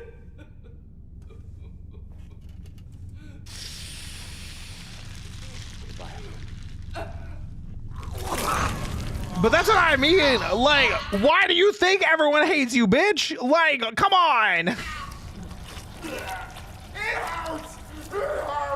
hurts. There Damn aren't a lot you, of villains in this damn game you that the team all doesn't to make you sympathize hell. with. We see a massive mutated face as it moves towards Ethan, and our final boss battle takes place. Yeah. It's really nothing. We basically just shoot at this face until we're cast out of the house. It attacks And us that's once it. again, and we can shoot at it as it drags Ethan up into the air and eventually drops him. A helicopter overhead drops a special pistol onto the ground Called for an us. Albert. We can use this powered weapon to finish off the monster, just like previous Resident Evil games, except we're not using a rocket launcher this time. After Just we a kill the big thing, pistol. We see troops repelling from the helicopter. One of these troops reveals himself to be none other than Chris Redfield, looking severely nerfed from his previous designs. I was gonna say, when you look at them side by side, it's like, that's not Chris. Oh my gosh, dude. Oh my god, man. It's so freaking stupid. Like, they literally could have just not had him named. Yeah, they fixed it for RE8, but it's just so funny that they didn't like go back and like backport the design to look better. Because it's like Chris is in his like late 30s here, and I think he's supposed to be in his like mid 40s here. And I'm looking at this guy and I'm like, there's no way. There's no way, you know? Ethan is on the helicopter with a saved and recovering Mia. We get the same classic idyllic ending that we did in Resident Evil 1. Yeah. Our heroes What do they do to fly Chris? off in a helicopter. Don't worry, he looks The great in horror RE8. of the house He's very hot. behind them.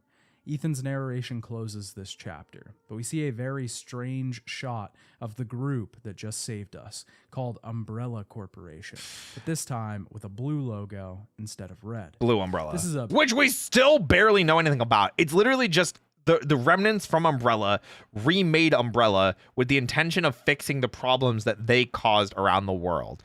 And this is like all we ever get of them because they're not involved in RE8 at all. And Chris is on loan from the BSAA to help Blue Umbrella clean this up. big open end here, which will be explained a bit more in the DLC. Yeah. For now, I'd like to focus on the main game and how its story is. This is immediately implemented. post CV, Chris. Personally, I could like kind the of accept story it. a lot. Yeah. For most of the game, we see the Bakers as the villains of this entry, and they mostly are. They're constantly chasing us, trying to kill and torture Ethan, and even possibly bring him into the fold with their gift. They want him to assimilate to this hive mind that they have going on. But this is flipped on its head at the end of the game. We get to see this family as they truly were, the people that they are inside. We've known since the beginning, since we saw Mia trying to... I do love that Zoe's like super mad at you because you still haven't saved her yet. So she's like, motherfucker abandoned me. I hope he dies. Kind of shit, you know? So the Baker daughter dies off screen. No. So Zoe in the post RE7 stuff, when Evelyn dies, essentially Zoe's infection kind of goes crazy because like the host is dead. So her body like crystallizes from the mold, and she is dying, but she's found by her uncle Joe, who is Jack's brother, and eventually saved. That's the DLC. End of Zoe is what it's called. to fight for control, that this wasn't really them. But it's still hard If to you save her, she's just not in that scene. That's see funny. past that until they have a one-on-one Yeah, Joe! conversation with Ethan through this molded spirit realm thing. They used to be normal people, good people, that were corrupted and taken control of through the use of bioweapons. It's a story that we've seen time and time again, but it's one that takes the focus here. We really get to drill down into that idea and focus on one normal family that was ripped apart by the machinations of a larger company. Eveline is part of this too. Yeah, Just she's a lab victim. creation that wasn't meant for this life. She's a and victim. Never really had a choice in any of this. Everyone here is Swamp a pawn Man in a boxer of the larger decade, scheme, yeah. But flipping the perspective on these characters is basically looking at a few zombies and realizing that they didn't mean to get infected. They didn't want to get bitten and turned. They were just people. It's very humanizing and makes Resident Evil 7 a much more tragic tale than a lot of the other games in the series.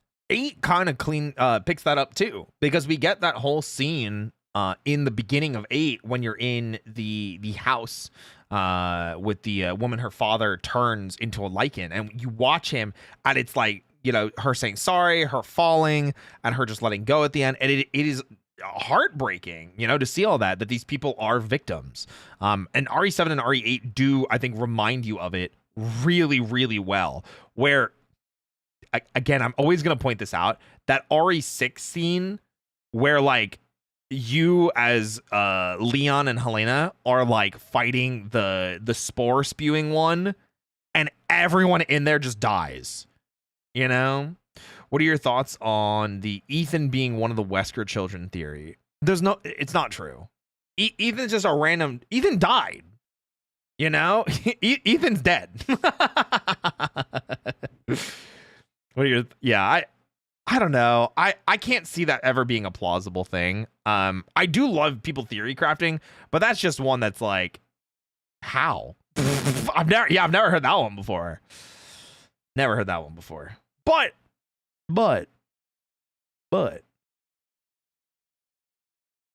I do always like hearing people tying things together. That theory is so silly. I mean, it doesn't sound like it's Ed Stevens' theory, that they're just reporting it. So I don't like that theory personally, but I can see why people are trying to connect it to other Resident Evils. I also really like the division of characters in this game. Everyone feels pretty distinct and unique. Reminder how these are just people serving complete with names, specific all purpose surviving. and role within Kids the by narrative. RE5. Jack is the overbearing father. Just two. Marguerite Damn. is the controlling mother. Lucas is the unruly child. And Zoe is the one that wants out. The Wesker children's story was open and shut complete. Oh, there we go. That's I think I misread that. Yes. So it's Alex and Albert were the only two Wesker children.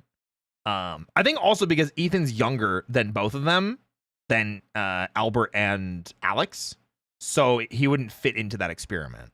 Because I think Ethan's late 20s in this game.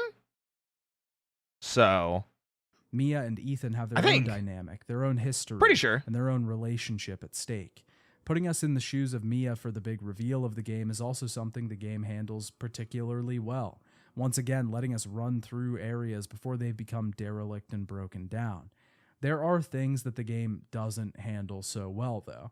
First of all, the ending of the game feels particularly rushed. Yeah, you kind of just end up in the final fight, and it's just like, what happened here? Once we reach this final boss fight, it feels like we're building up to a massive crescendo, and then the game is just suddenly over. Yeah, it's just done. Chris Redfield appears randomly, and it makes it feel like the team didn't really know how to finish this whole thing. I do like the fact that the game ties itself back into the overall story. Tries Seeing to. Chris Redfield from an outside perspective, as someone who is just a bystander trying to survive, he feels like a hero. And seeing that hero swoop in to save the day adds a lot to his character. Yeah. But it also just kind of feels strange and out of place. Oh, I thought they were saying that Ethan was Wesker's kid, like he's Jake's half brother or something. Is that what you meant, Ed Steven? Wait, no, I'm actually curious. But they did say Wesker children, because the Wesker children was like a whole experiment. Now I'm curious. Curiouser and curiouser. Would you say Lucas is just insane, or did the mold help that? Both. Little column A, little column B. But he was a murderer as a child. He murdered his childhood friend and then stuffed his body in the attic, and then the ooze of the body decaying seeped through the floors. We have like in-game notes that say that. So Lucas was killing people as a child. So yeah, it is insane. Also, the final boss fight is quite lacking. Yeah. A lot of these issues will be tied up and fixed by the DLC, but it honestly just feels like some of the DLC should have been final chapters for the game rather than just an afterthought to fix things once they'd already gone wrong. I agree with that. But don't mistake my criticism and nitpicking for hatred. Most of this game is incredibly well done. I 100% agree. I will nitpick this game to death, but I do think this game is a strong 8. It is a strong 8 out of 10. Hits that 9 point a lot of the time, but high 8 is what I would say, and where like RE8 I would say is also an 8, but like a weaker 8. Especially when you compare it to the previous games like Resident Evil 6. There's actually Way. a story here. Way It feels better. really focused, grounded, and meaningful. A lot of the story is hidden in DLC notes was a and nice memos bit of that we closure have for the to main find. game. Besides- Yeah, especially with hunting down Lucas, because it wasn't even something that I thought about until like you're in the post game and you're flying away and Lucas is just gone. You know? and fill in the gaps.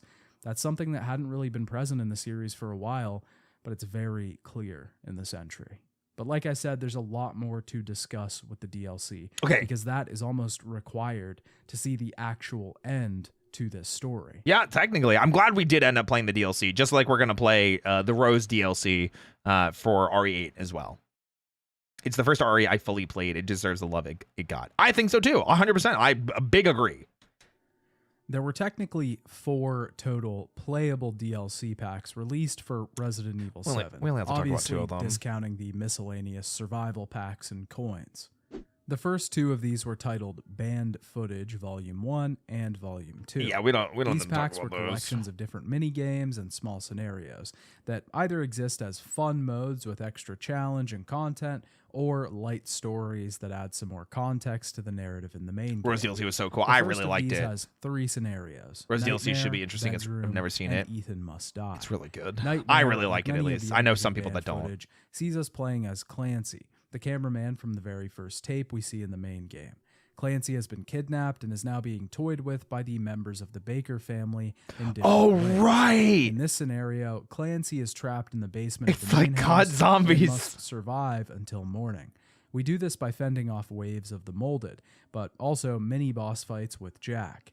There's a decent little system here that allows us to upgrade our weapons. There Yeah. are compactors hidden all around the basement that will generate scrap. We can use this scrap I to actually upgrade our forgot weapons, about this. upgrade our character's health, Like, and speed, genuinely. and even upgrade the amount of scrap that we produce. This mode is incredibly addicting and super fun. I was going to say, I Trying forgot to it unlock existed. more compactors while also dealing with the enemies, buying turrets and tripwires around the facility is just really fun in general. The second scenario is titled Bedroom, which is a lot smaller scale than Nightmare. This once again features Clancy, but this time he's being tortured by Marguerite instead of Jack. Clancy has been captured and strapped to a bed where Marguerite regularly checks on him and serves him disgusting food. Our goal is to escape this room, though, and the only way we can do so is by solving a massive puzzle. This whole scenario is basically an escape room where we have to collect different items that give us other items. I don't that think I all played this one cascade myself. Until we eventually unlock the secret passage beneath the bed. Yeah, I don't think I This played whole this scenario one. is intense. As someone trying to There's complete also Ethan the Must Die, added it was so pressure funny. of the fact that Ooh. at certain points in the scenario, we set off noises that alert Marguerite to our escape. We suddenly get a countdown timer as she rushes back into the room to check on us. If we don't manage to place everything back in its place before she arrives, then she'll notice that something is off and damage us. That's If we funny. do this enough, we'll actually die and have to start back from a checkpoint. Makes sense. It's that actually a checking on really you. fun little mini game, and though it doesn't really add much in the overall scheme of things, I found it very intense. It's a neat little horror scenario that we didn't need, but that I was really happy with. The It was final fine, short and scenario, sweet. It was supposed to Ethan lead into Must the final Die, game is with a Lucas. challenge Got it. mode of the main game that sees us moving through a modified version of the main house while fighting far more difficult enemies. Yeah, I don't think I've and ever played eventually this. Fighting Marguerite. This game mode is pretty damn hard, especially because when we die, we have to head back to the place where we got KO'd to get the items that we lost. It's pretty good if you're looking like for Souls? extra challenge, but it wasn't really for me, though I do recognize that I can see a lot of people really enjoying this mode. The second volume Damn! of banned footage was He got released a month bodied! later and featured 3 new scenarios: 21, Daughters, and Jack's 55th birthday. 21 is another Clancy-focused scenario, but this time we're being tortured by the final member of the Baker family, Lucas. This whole chapter is themed around This Lucas's one, okay. obsession with traps and This one I don't Saw-like know. games. It's the most similar to a Saw minigame that I've actually seen. I do maybe see there's, like, ever. something with a We hand basically there. have to play blackjack against another victim named Hoffman. Each time we lose in blackjack, we get a finger severed. And of course, if all our fingers are chopped off, we die. When this happens to Hoffman, though, he manages to persevere, wanting to see his family again, and Lucas has to up the stakes. The game gets more and more deadly, pushing through being electrocuted, and eventually sees Lucas propping up Hoffman's dead body just to torture Clancy some more with a final saw blade trap. This is the extent of the story. Damn. Basically a souped up version of blackjack with some cards that Dude, we can randomly obtain. With the fingers just like sitting on screen too. Oh my gosh, on the Push the table. odds in our favor. The game also has a survival and survival plus mode, both of which add more challenge to the game. There's also tons of achievements for completing various challenges that the game throws at you. Damn. I thought the scenario for this one was cool, and it definitely felt like it fit the theme of Lucas's character, but it was probably a bit too long and slightly tedious for me. Okay. Once you get past That's the first unfortunate. round of the game, you kind of get the gist and just really want it to end. I honestly would have preferred another of the happy birthday like puzzles to solve. With I a think that would have been definitive cool ending too. that kills Clancy because the solution is unwinnable. Jack's 55th birthday is the second scenario that Banned Footage Volume 2 gives Oh, us. it says Mia. It's sort of the closest that this game gets to having a mercenaries mode. Though Ah. it doesn't even come close to the mercenaries mode in the other games. It is still really damn good and was very addicting. In each scenario, we play Mia, who has to celebrate Jack's 55th birthday by finding various pieces of food all around different environments. What the We have heck? to give Jack enough food to fill his hunger meter at the top of the screen. This involves running around the house, Huh? killing enemies, picking up food, and combining it for larger effect. How fast we completely fill the hunger meter will determine how high of a ranking we are given. Wait, that's so There's a ton of dumb. depth to this system that makes it super replayable. Never liked this one, but I especially love if you Jack with the didn't hat and the get clown S rank nose. on your Yeah, it first seems go. like it. First of all, there's a lot of different maps here. Yeah, that with is different wild. item I had no placements, idea about this one enemies, either. and challenges to contend with. You can also choose what weapons or items to take with you at the beginning of the round. That's so There's funny. pros and cons to this, though, as taking more weapons with you reduces the amount of inventory space you have to bring food items back. But killing enemies more efficiently means more time gained, bringing you closer to an S rank.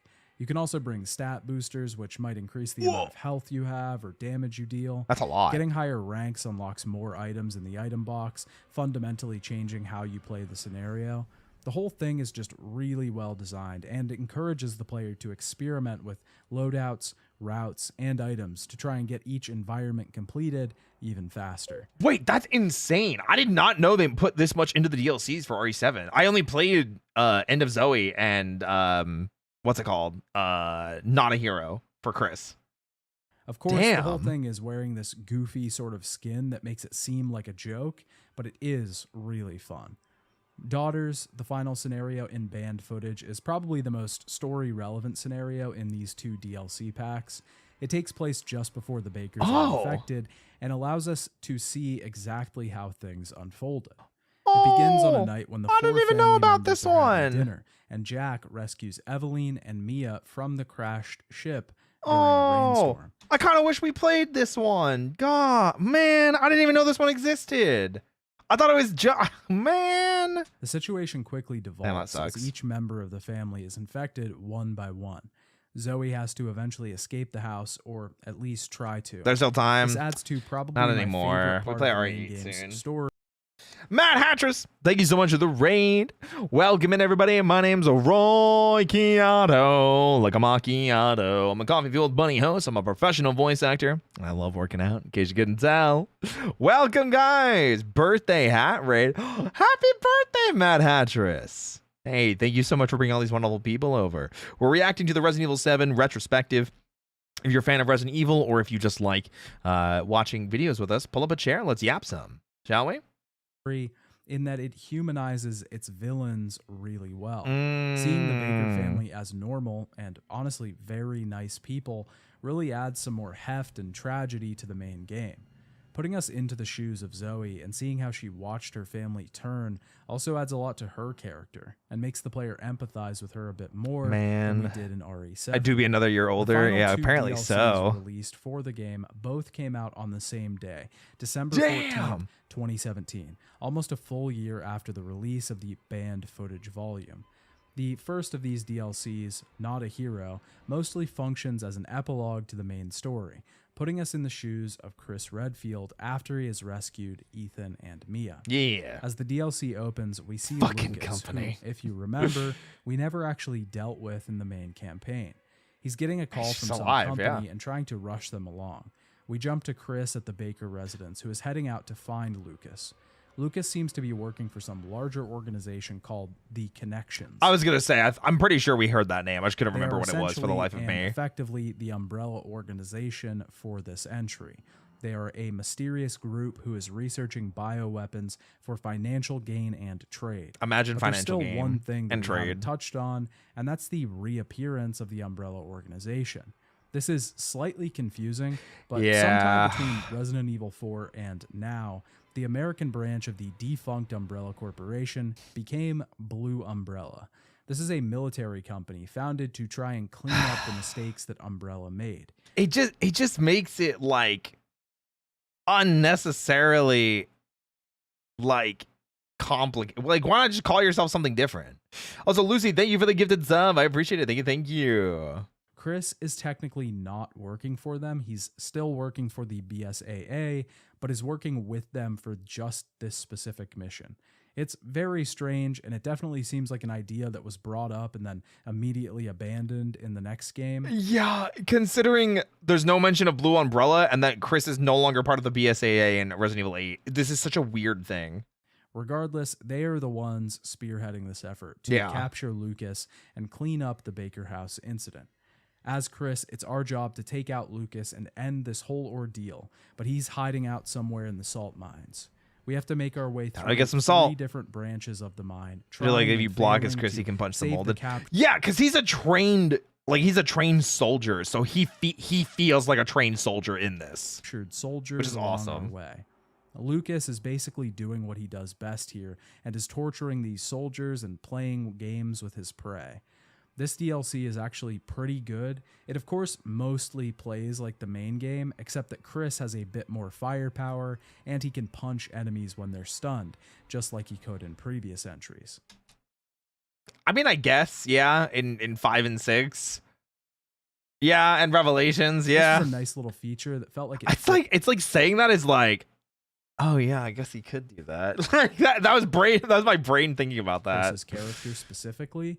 It added a bit yeah, more and of an BSA using action tone bioweapons to at the end of scenario. RE8. But I was mostly fine with that because it doesn't really disturb the story or tone of Resident Evil 7 too much. There are 3 gates in the main hall of the salt mines. We can only progress through one anything of reference these to the at boulder beginning because the other 2 have hazards that we are not equipped to deal with. Awesome. Yet. I love Heading it. through the first one. Wonder why they do proper ads for this DLC, but not 7's main game or 8. Oh, proper aim down sight? Oh, good question. I don't even think I realized that. Maybe because he is trained. Will grant us an upgraded oxygen mask. Maybe that's literally allows it, us just to that he's enter a trained. different gate, and You know? that one will give us a night vision goggle set, which allows us to head through the final one. It's all pretty standard Resident Evil. Hopefully Barry's structure fit from the stuff here, BSAA. which We got no idea. Jill could still be with them. Parker could still be with them. You know? like I said for Resident Evil 7, is honestly very refreshing. The DLC also introduces a new enemy type, the White Fuzz version of the molded. This enemy can only be damaged once we've gained the enhanced ammo type that nullifies their mutation. I honestly thought this was kind of a stupid addition. Yeah. It's a good idea in theory, but it forces us to switch ammo types, usually in mid-combat. Yeah. This means reloading the gun and waiting for the animation to finish before being able to fire a shot. Yeah, I didn't like I know that this. I praised Resident Evil 7 for increasing its reload times, but that's because it fit the thematic evolution of this entry. Yeah, of how and it felt. Also tried to further the atmosphere that the game was building. This was all in service of pushing more horror and tension onto the player. Not a Hero is not trying to push more horror or tension. It's onto just the player. action. It still feels like this new version of Resident Evil, but it's more focused on action and intensity rather than slow-paced horror. So this feature now has the opposite effect. Yep. Making certain combat sequences sluggish and I plotting died in this rather one. than intense and terrifying. After Because of the failing to crawler. save all of the soldiers in the salt mines, Chris eventually has to save himself. Lucas plans to Yep. set off the bomb that he straps to Chris's arm at the beginning of the DLC. I don't know what this game's obsession with left arms is. It's fixated on torturing and destroying the left hand. It's the right hand in RE8, right? Make hard.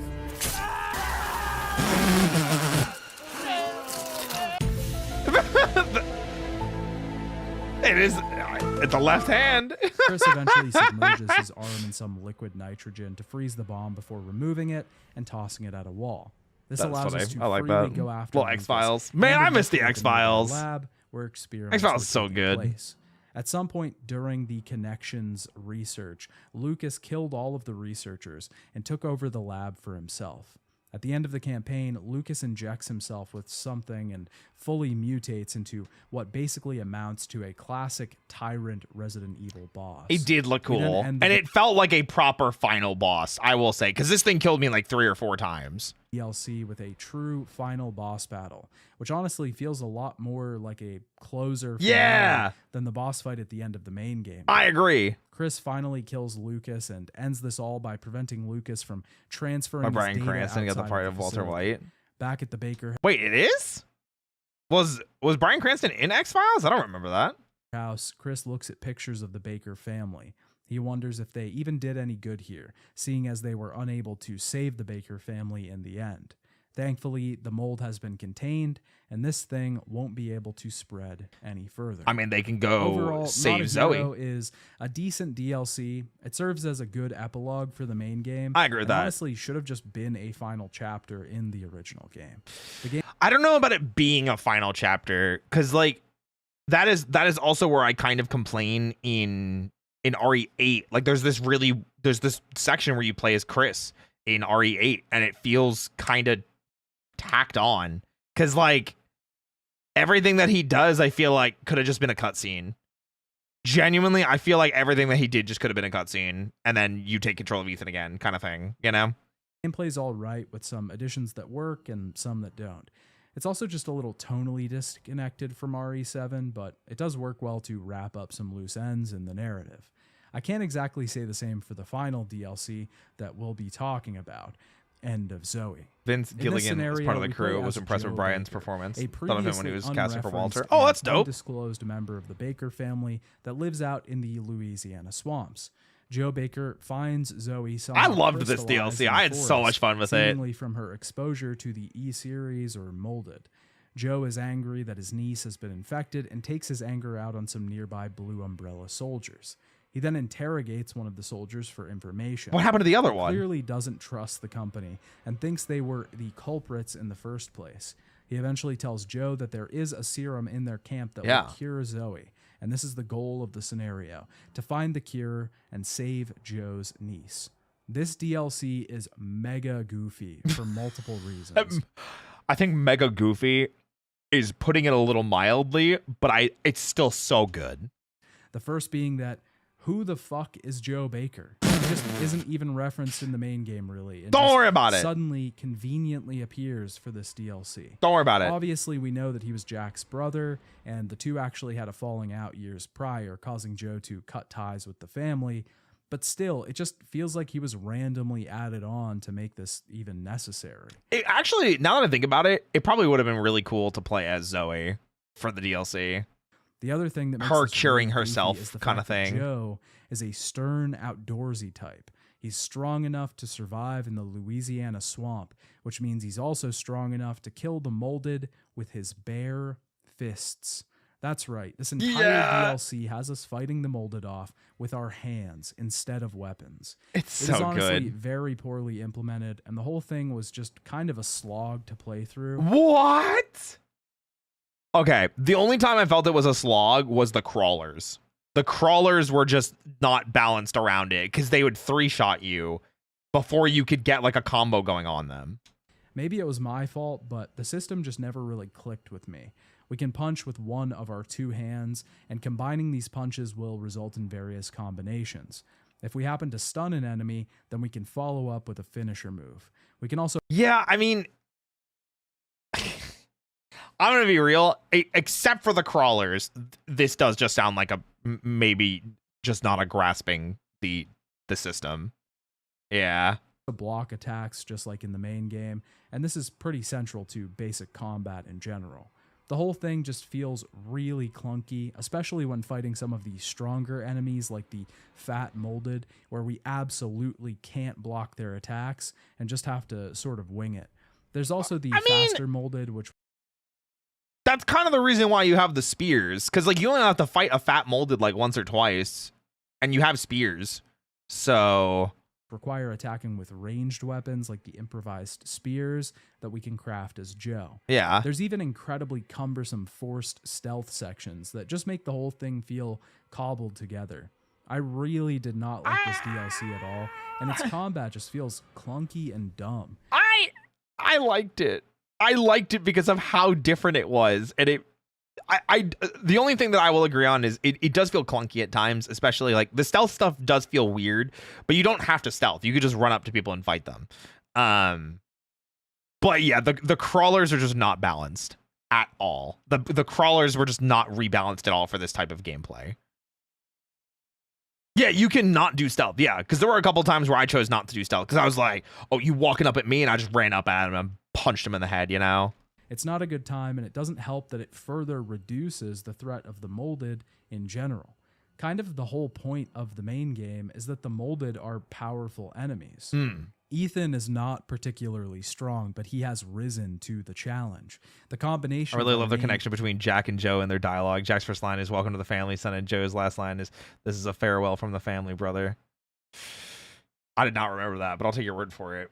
Difference between forced stealth and optional stealth. I agree, 100%. I'm with you.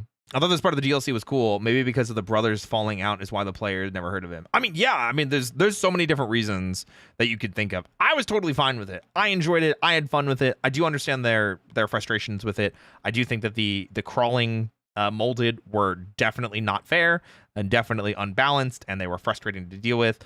But I still had a good time. character feeling kind of weak and the game feeling pretty powerful means that we get a lot of tension from even the smallest combat encounters. When you have a guy that's hanging out, assumingly pretty close to the house, who can just absolutely decimate all of these things with only his fists, Yeah. it kind of makes a lot of what we did feel pretty unnecessary. Whoa, I don't agree with that at all. Like, Joe is able to do this because he's trying to save Zoe. And if Joe came in to try and fight Evelyn, I'm gonna keep it a Hyakusen percento, he would have gotten bodied. He would have died too. If it was Joe trying to fight Evelyn, he loses. Joe versus Evelyn loses. There's no way. He does not win that fight. He gets infected. There's no way. This felt triumphant because it's all about family. It comes back to being about family. We disagree here. Once again, it also pushes the action theme a bit further.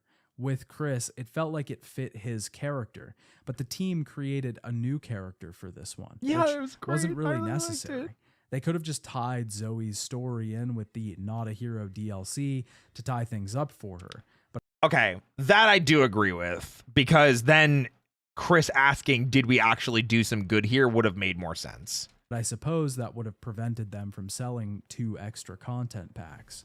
The basic premise of this campaign is that Joe is looking for the serum to save Zoe, but constantly gets set back by outside forces.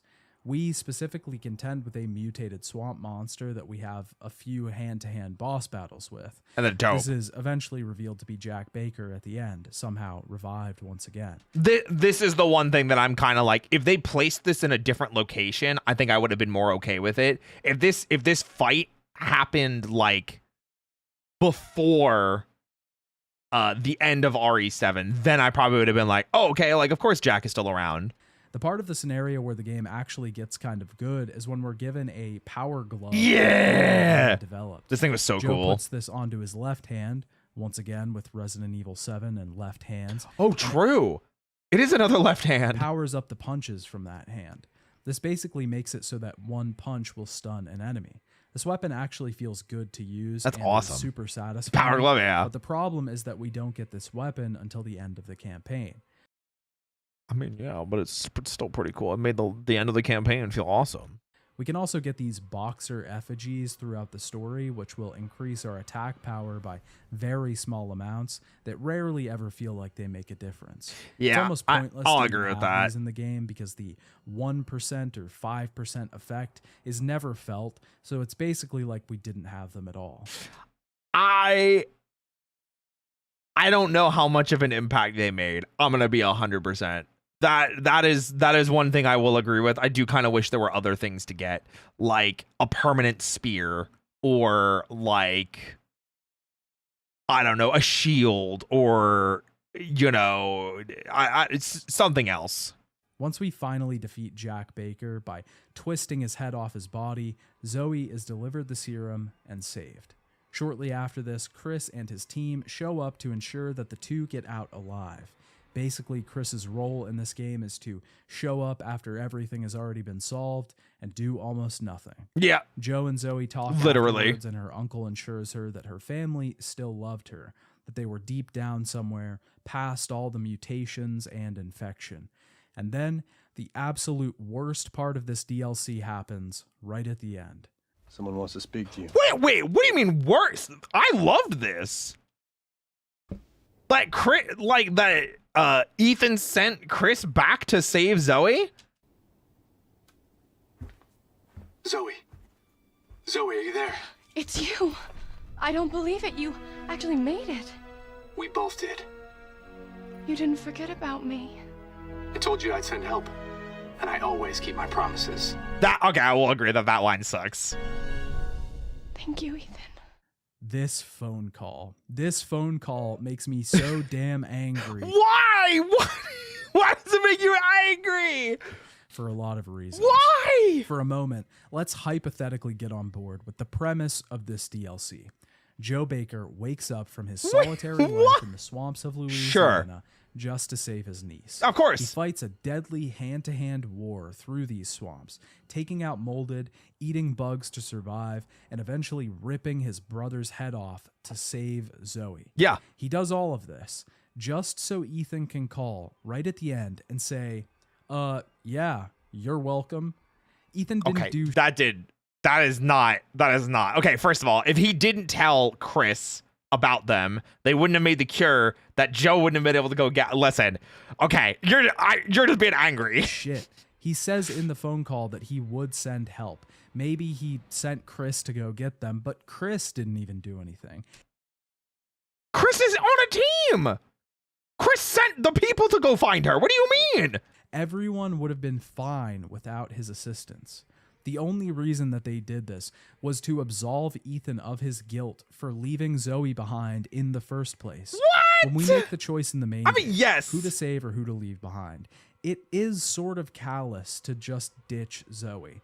And she faults Ethan for this choice. Yeah. The two don't exactly part on good terms, but the player is mostly okay with making this choice. We have to be. We were forced to. We have no other option. Yeah. But seemingly, they didn't want Ethan to have made that choice callously, to have left Zoe behind without a thought. Yeah, because it does make you feel like shit. To be fair, go back and watch the cutscene or go back and play it and it's like, oh, I don't know about that one, Chief. But I do get where they're coming from. I do genuinely get where they're coming from. I disagree for the opposite reasons. I enjoy it. I like it tying up a loose end. I also don't look that deep into it. It is a DLC for, for a character we didn't know. He's punching molded dudes in the head, and then there's some cool story beats that tie up loose ends. That's all I care about. So they let him swoop in right at the end and say, actually, Ethan helped save Zoe, so he really is a morally righteous good guy at the end of the day. Good thing he's the main character. It's just so lazy and very annoying. It would have made more sense if this campaign starred Ethan and he decided to journey back into this war zone to try and find Zoe because he was haunted by the decision that he had just made. Then at least there would have been a closed loop on the story, but just to completely throw away everything we did as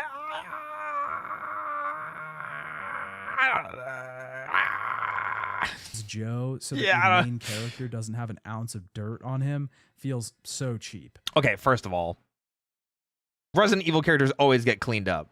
Just look at Ethan. He's wearing a white dress shirt the entire game and it never gets messed up.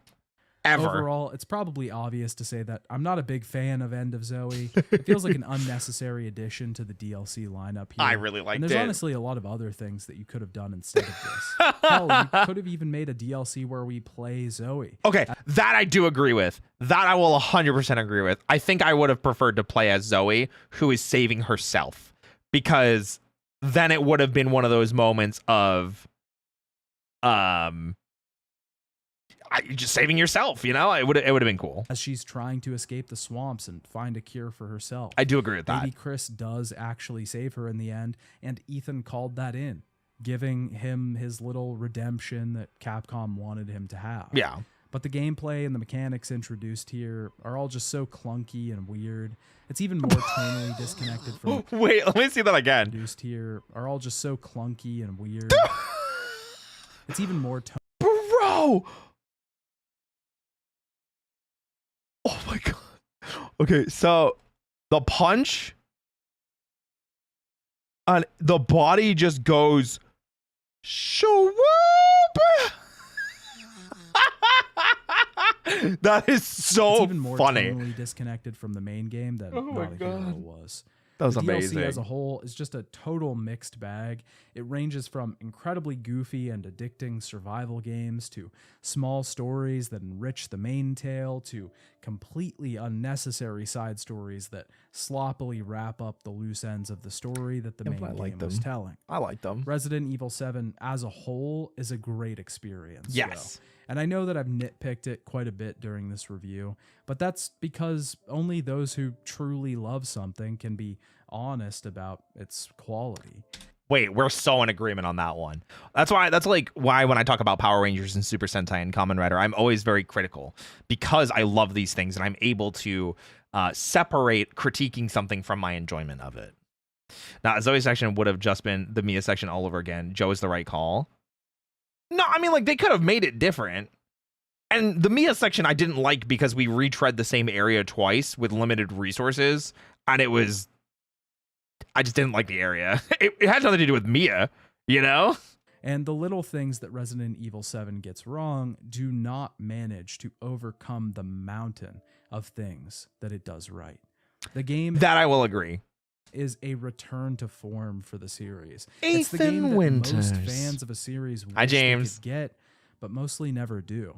This game truly saved the Resident Evil series It from did. falling by the wayside once again. That it Just did. like Resident Evil 4, it swooped in and made the series successful in a time when fans were getting tired with the franchise. Yeah, Resident Evil 6 did a lot of damage. And then Revelations 2, unfortunately, did not do enough repairs. It revived the interest, and now the series is once again bigger than ever. Yeah. A lot of this is due to the fact that Resident Evil 7 is a massive ode to the original trilogy games. For the most part, this game feels like playing an OG Resident Evil game. It does. There's a lot of good, feeling to it. I do think Resident Evil 7 does enough of its own to not necessarily have to say that. Because, yes, it does return to horror, and yes, it does take some, inspiration. But I think Resident Evil 7 took the idea and was like, we're going to take that and now do our own thing modernized. I think that's the big takeaway that I would take from Resident Evil 7, personally. With some modern twists. Resident Evil 6 was not a scary game. It was so removed from the original horror concept that it was hard to tell it was even a Resident Evil game at all. And this entry doesn't exactly scream Resident Evil a lot of the time either. No, it's more of I a agree. focused modern horror story set in a rural house. And that is the important thing, because I said this at the beginning of the video, but Resident Evil was struggling to find its identity, especially in the massive shakeup in horror. Because if you look at 90s horror games to early 2000s horror games, those games were all very similar. There were some changes, there were some shakeups. I think Dead Space was probably one of the bigger shakeups that we had, but even then it was more of inspired by RE4, which is not a bad thing. Dead Space is fantastic. But as we got into the 2010s and we started seeing, the Outlasts, the Amnesias, the Layers of Fear, those styles of games, or Cry of Fear, whichever one it was. When we started seeing more and more of those games, Resident Evil felt like it lost more and more of its identity. Because FNAF. We started, Resident Evil just didn't know what to do, and they thought that action was the way to go, and no one wanted it to go in that direction, and they just refused to modernize. So, this was a reimagining and a modernization of Resident Evil for the best of ways. The structure, the mechanics, and the scale all harken back to the PS1 entries that started this whole thing. It helps that the game is actually terrifying as well. Creeping through the hallways, Got a lot getting of really scared creepy by stuff. enemies waiting around a corner, and being chased by the Bakers through their home. This game is a constant and intense affair. Has it really been 12 years since FNAF started? Oh, I don't know about that. BioShock is 20 years old next year, though. Or is it 19 next year? Did it come out in 2006 or 7? It might be 7. BioShock is almost 20 years old, which is a crazy thing to think about. I mean that Mia starts off with less weapons than Ethan and has the same physical capability. It would have been the same with Zoe. Yeah, but I'm okay with that. It was a DLC, It was a DLC. I don't really care. often really get scared by video Don't games. say that, my but bad. when the tension is right and the atmosphere My is thick, bad. it just works. Resident Evil 7 genuinely scared me for a good portion of its runtime. And it held At up. the same time, the story also manages to hold up. It's a really interesting It did. focused It held up. where the last game tried to intersect 4 massive stories that felt like they had nothing to do with each other, and also tie the Would you entire thing kindly into the not say that? overall story of the franchise. Ambience in Resident 7 is Evil 7 amazing. takes Sound a design is small incredible. narrative, Agree. develops it over time, and leaves a lot of mystery to keep you guessing and wondering. Yep. The mystery partly feeds into the horror, but it also leaves us closer to Ethan at the end of the day. The fact that we'll never know exactly what happened here, exactly who started all this and when. Yeah, we still, even having played RE8, obviously we have more answers with Mother Miranda and where the Mutamycete and the Megamycete came from. We still don't know anything about the connection. We don't have any clue about that. We don't know about the connection. We don't know about the organization that Mia was working for. We don't learn any of that shit, which, I mean, some of that's good because having open-ended questions and open-ended information is good sometimes. Were just a bystander, just someone passing through, a man who My wanted bones to are ringing, save my his bad. wife, a small pawn in the grand scheme of things. A Yeah, witness Prey was to so a good, James. I loved world-ending Prey. event, someone that tried to stop it. It feels like this was the spirit of the series originally as well, and that spirit was lost somewhere along the way. Nice guy, But Ethan. Capcom found that spirit once again. Find out at And 9, it maybe. worked for them. Resident Evil 7 was a critical success, reviews praising the game's return to horror and story. Yeah. It currently has an 86 on Metacritic for the PlayStation 4 Ooh, I think I agree with that. I think I'm good with that. version of the game. Resident Evil 7 was also a huge success with fans. The game released in January of 2017, and within just days, it had sold 2.5 million units. That is insane. Not weeks. Days. Days. That's crazy. Capcom initially wanted to sell 4 million by the end of March, and though they didn't quite hit that mark, the game would go on to sell more and more units over time, whether due to word of mouth, content creators playing the game, or just reviews online.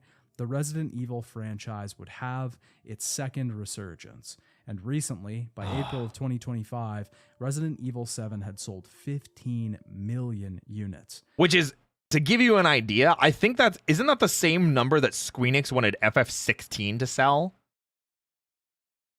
Like, it's crazy to think that a Resident Evil game could sell that much. 15 million copies for Resident Evil is wild. You know? Albert Wesker was in contact with Mother Miranda. I didn't think he was. I thought it was only, what's it called? Spencer. It also had the No idea, third man. best debut in the franchise, just behind the heavy hitters Resident Evil 5 and 6. But this was a new era for Capcom and for Resident Evil, which meant that the series would be continuing this first-person horror trend. Yep. But we'll talk about that next time. Yeah. Dad. Bye, son. Everyone say thank you to your favorite son for another banger video. Make sure you thumbs up and like it. All right, let's jump back over. Capcom on the other hand, let's do a story. Ship-a-da-whoop.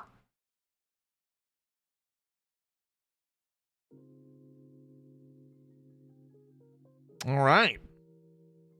Nice. Awesome video. I'm glad we got to sit down and watch it, because this means that we only have 2 things left in my Resident Evil retrospective. We've got Resident Evil 8, which I will be playing on Monday. And then we've got the Resident Evil 8 retrospective, which we will be watching the week after. So definitely look forward to that. I'm very, very excited for all of the cool stuff that we get to do with RE8. Yeah, one final game and then February. So I might look into playing like Resident Evil in some capacity on stream again before then. But we probably will just take a long break from Resident Evil and just be like, hey, we made it in time for RE9. So it's wild to think it's almost over. Do you guys realize we started this back in May? We started this back in May, the beginning of May. Over 6 months it's taken us to play all of these games. Over 6 months. Yeah, and it's November now. Isn't that crazy? Isn't that wild? Bro, I think it's insane. I think it's absolutely freaking insane. 100%. 100%. But guys, that's going to do it for me tonight. I really do appreciate you all being here, vibing, thriving, surviving with me. Let's find someone to raid on the Twitch side so we can send them some hype and some love, shall we? Oh, let's go raid into Maya. That was Boog from VCraft. They're playing Pogo Stuck, it looks like, which is a rage game. So let's send some hype over to Maya, guys, shall we? Guys, if you want to participate in the raid, use that first raid command that Belmar just posted, and if not, use the secondary raid command, because that one, the first one's for subs, the second one is for non-subs. So yeah, that was super fun. Thank you guys. Silent Hill next, probably not, because like Silent Hill is unfortunately significantly less accessible. If all of them were on Steam, like how Resident Evil has been, or at least all of them on PS4 or something like that, absolutely. But that shit's everywhere. I do, however, want to go back to Silent Hill F and get the rest of the endings. So I definitely think I will be looking into playing Silent Hill F again and get the rest of the endings. So, but all right, guys, I'll see you tomorrow for Elden Ring Night Rain with Girl DM and Vanta. Very much looking forward to it. We will be here same time, same place, and it's gonna be awesome. So, all right, guys, I'll see you tomorrow. Have a great rest of your night. Bye-bye.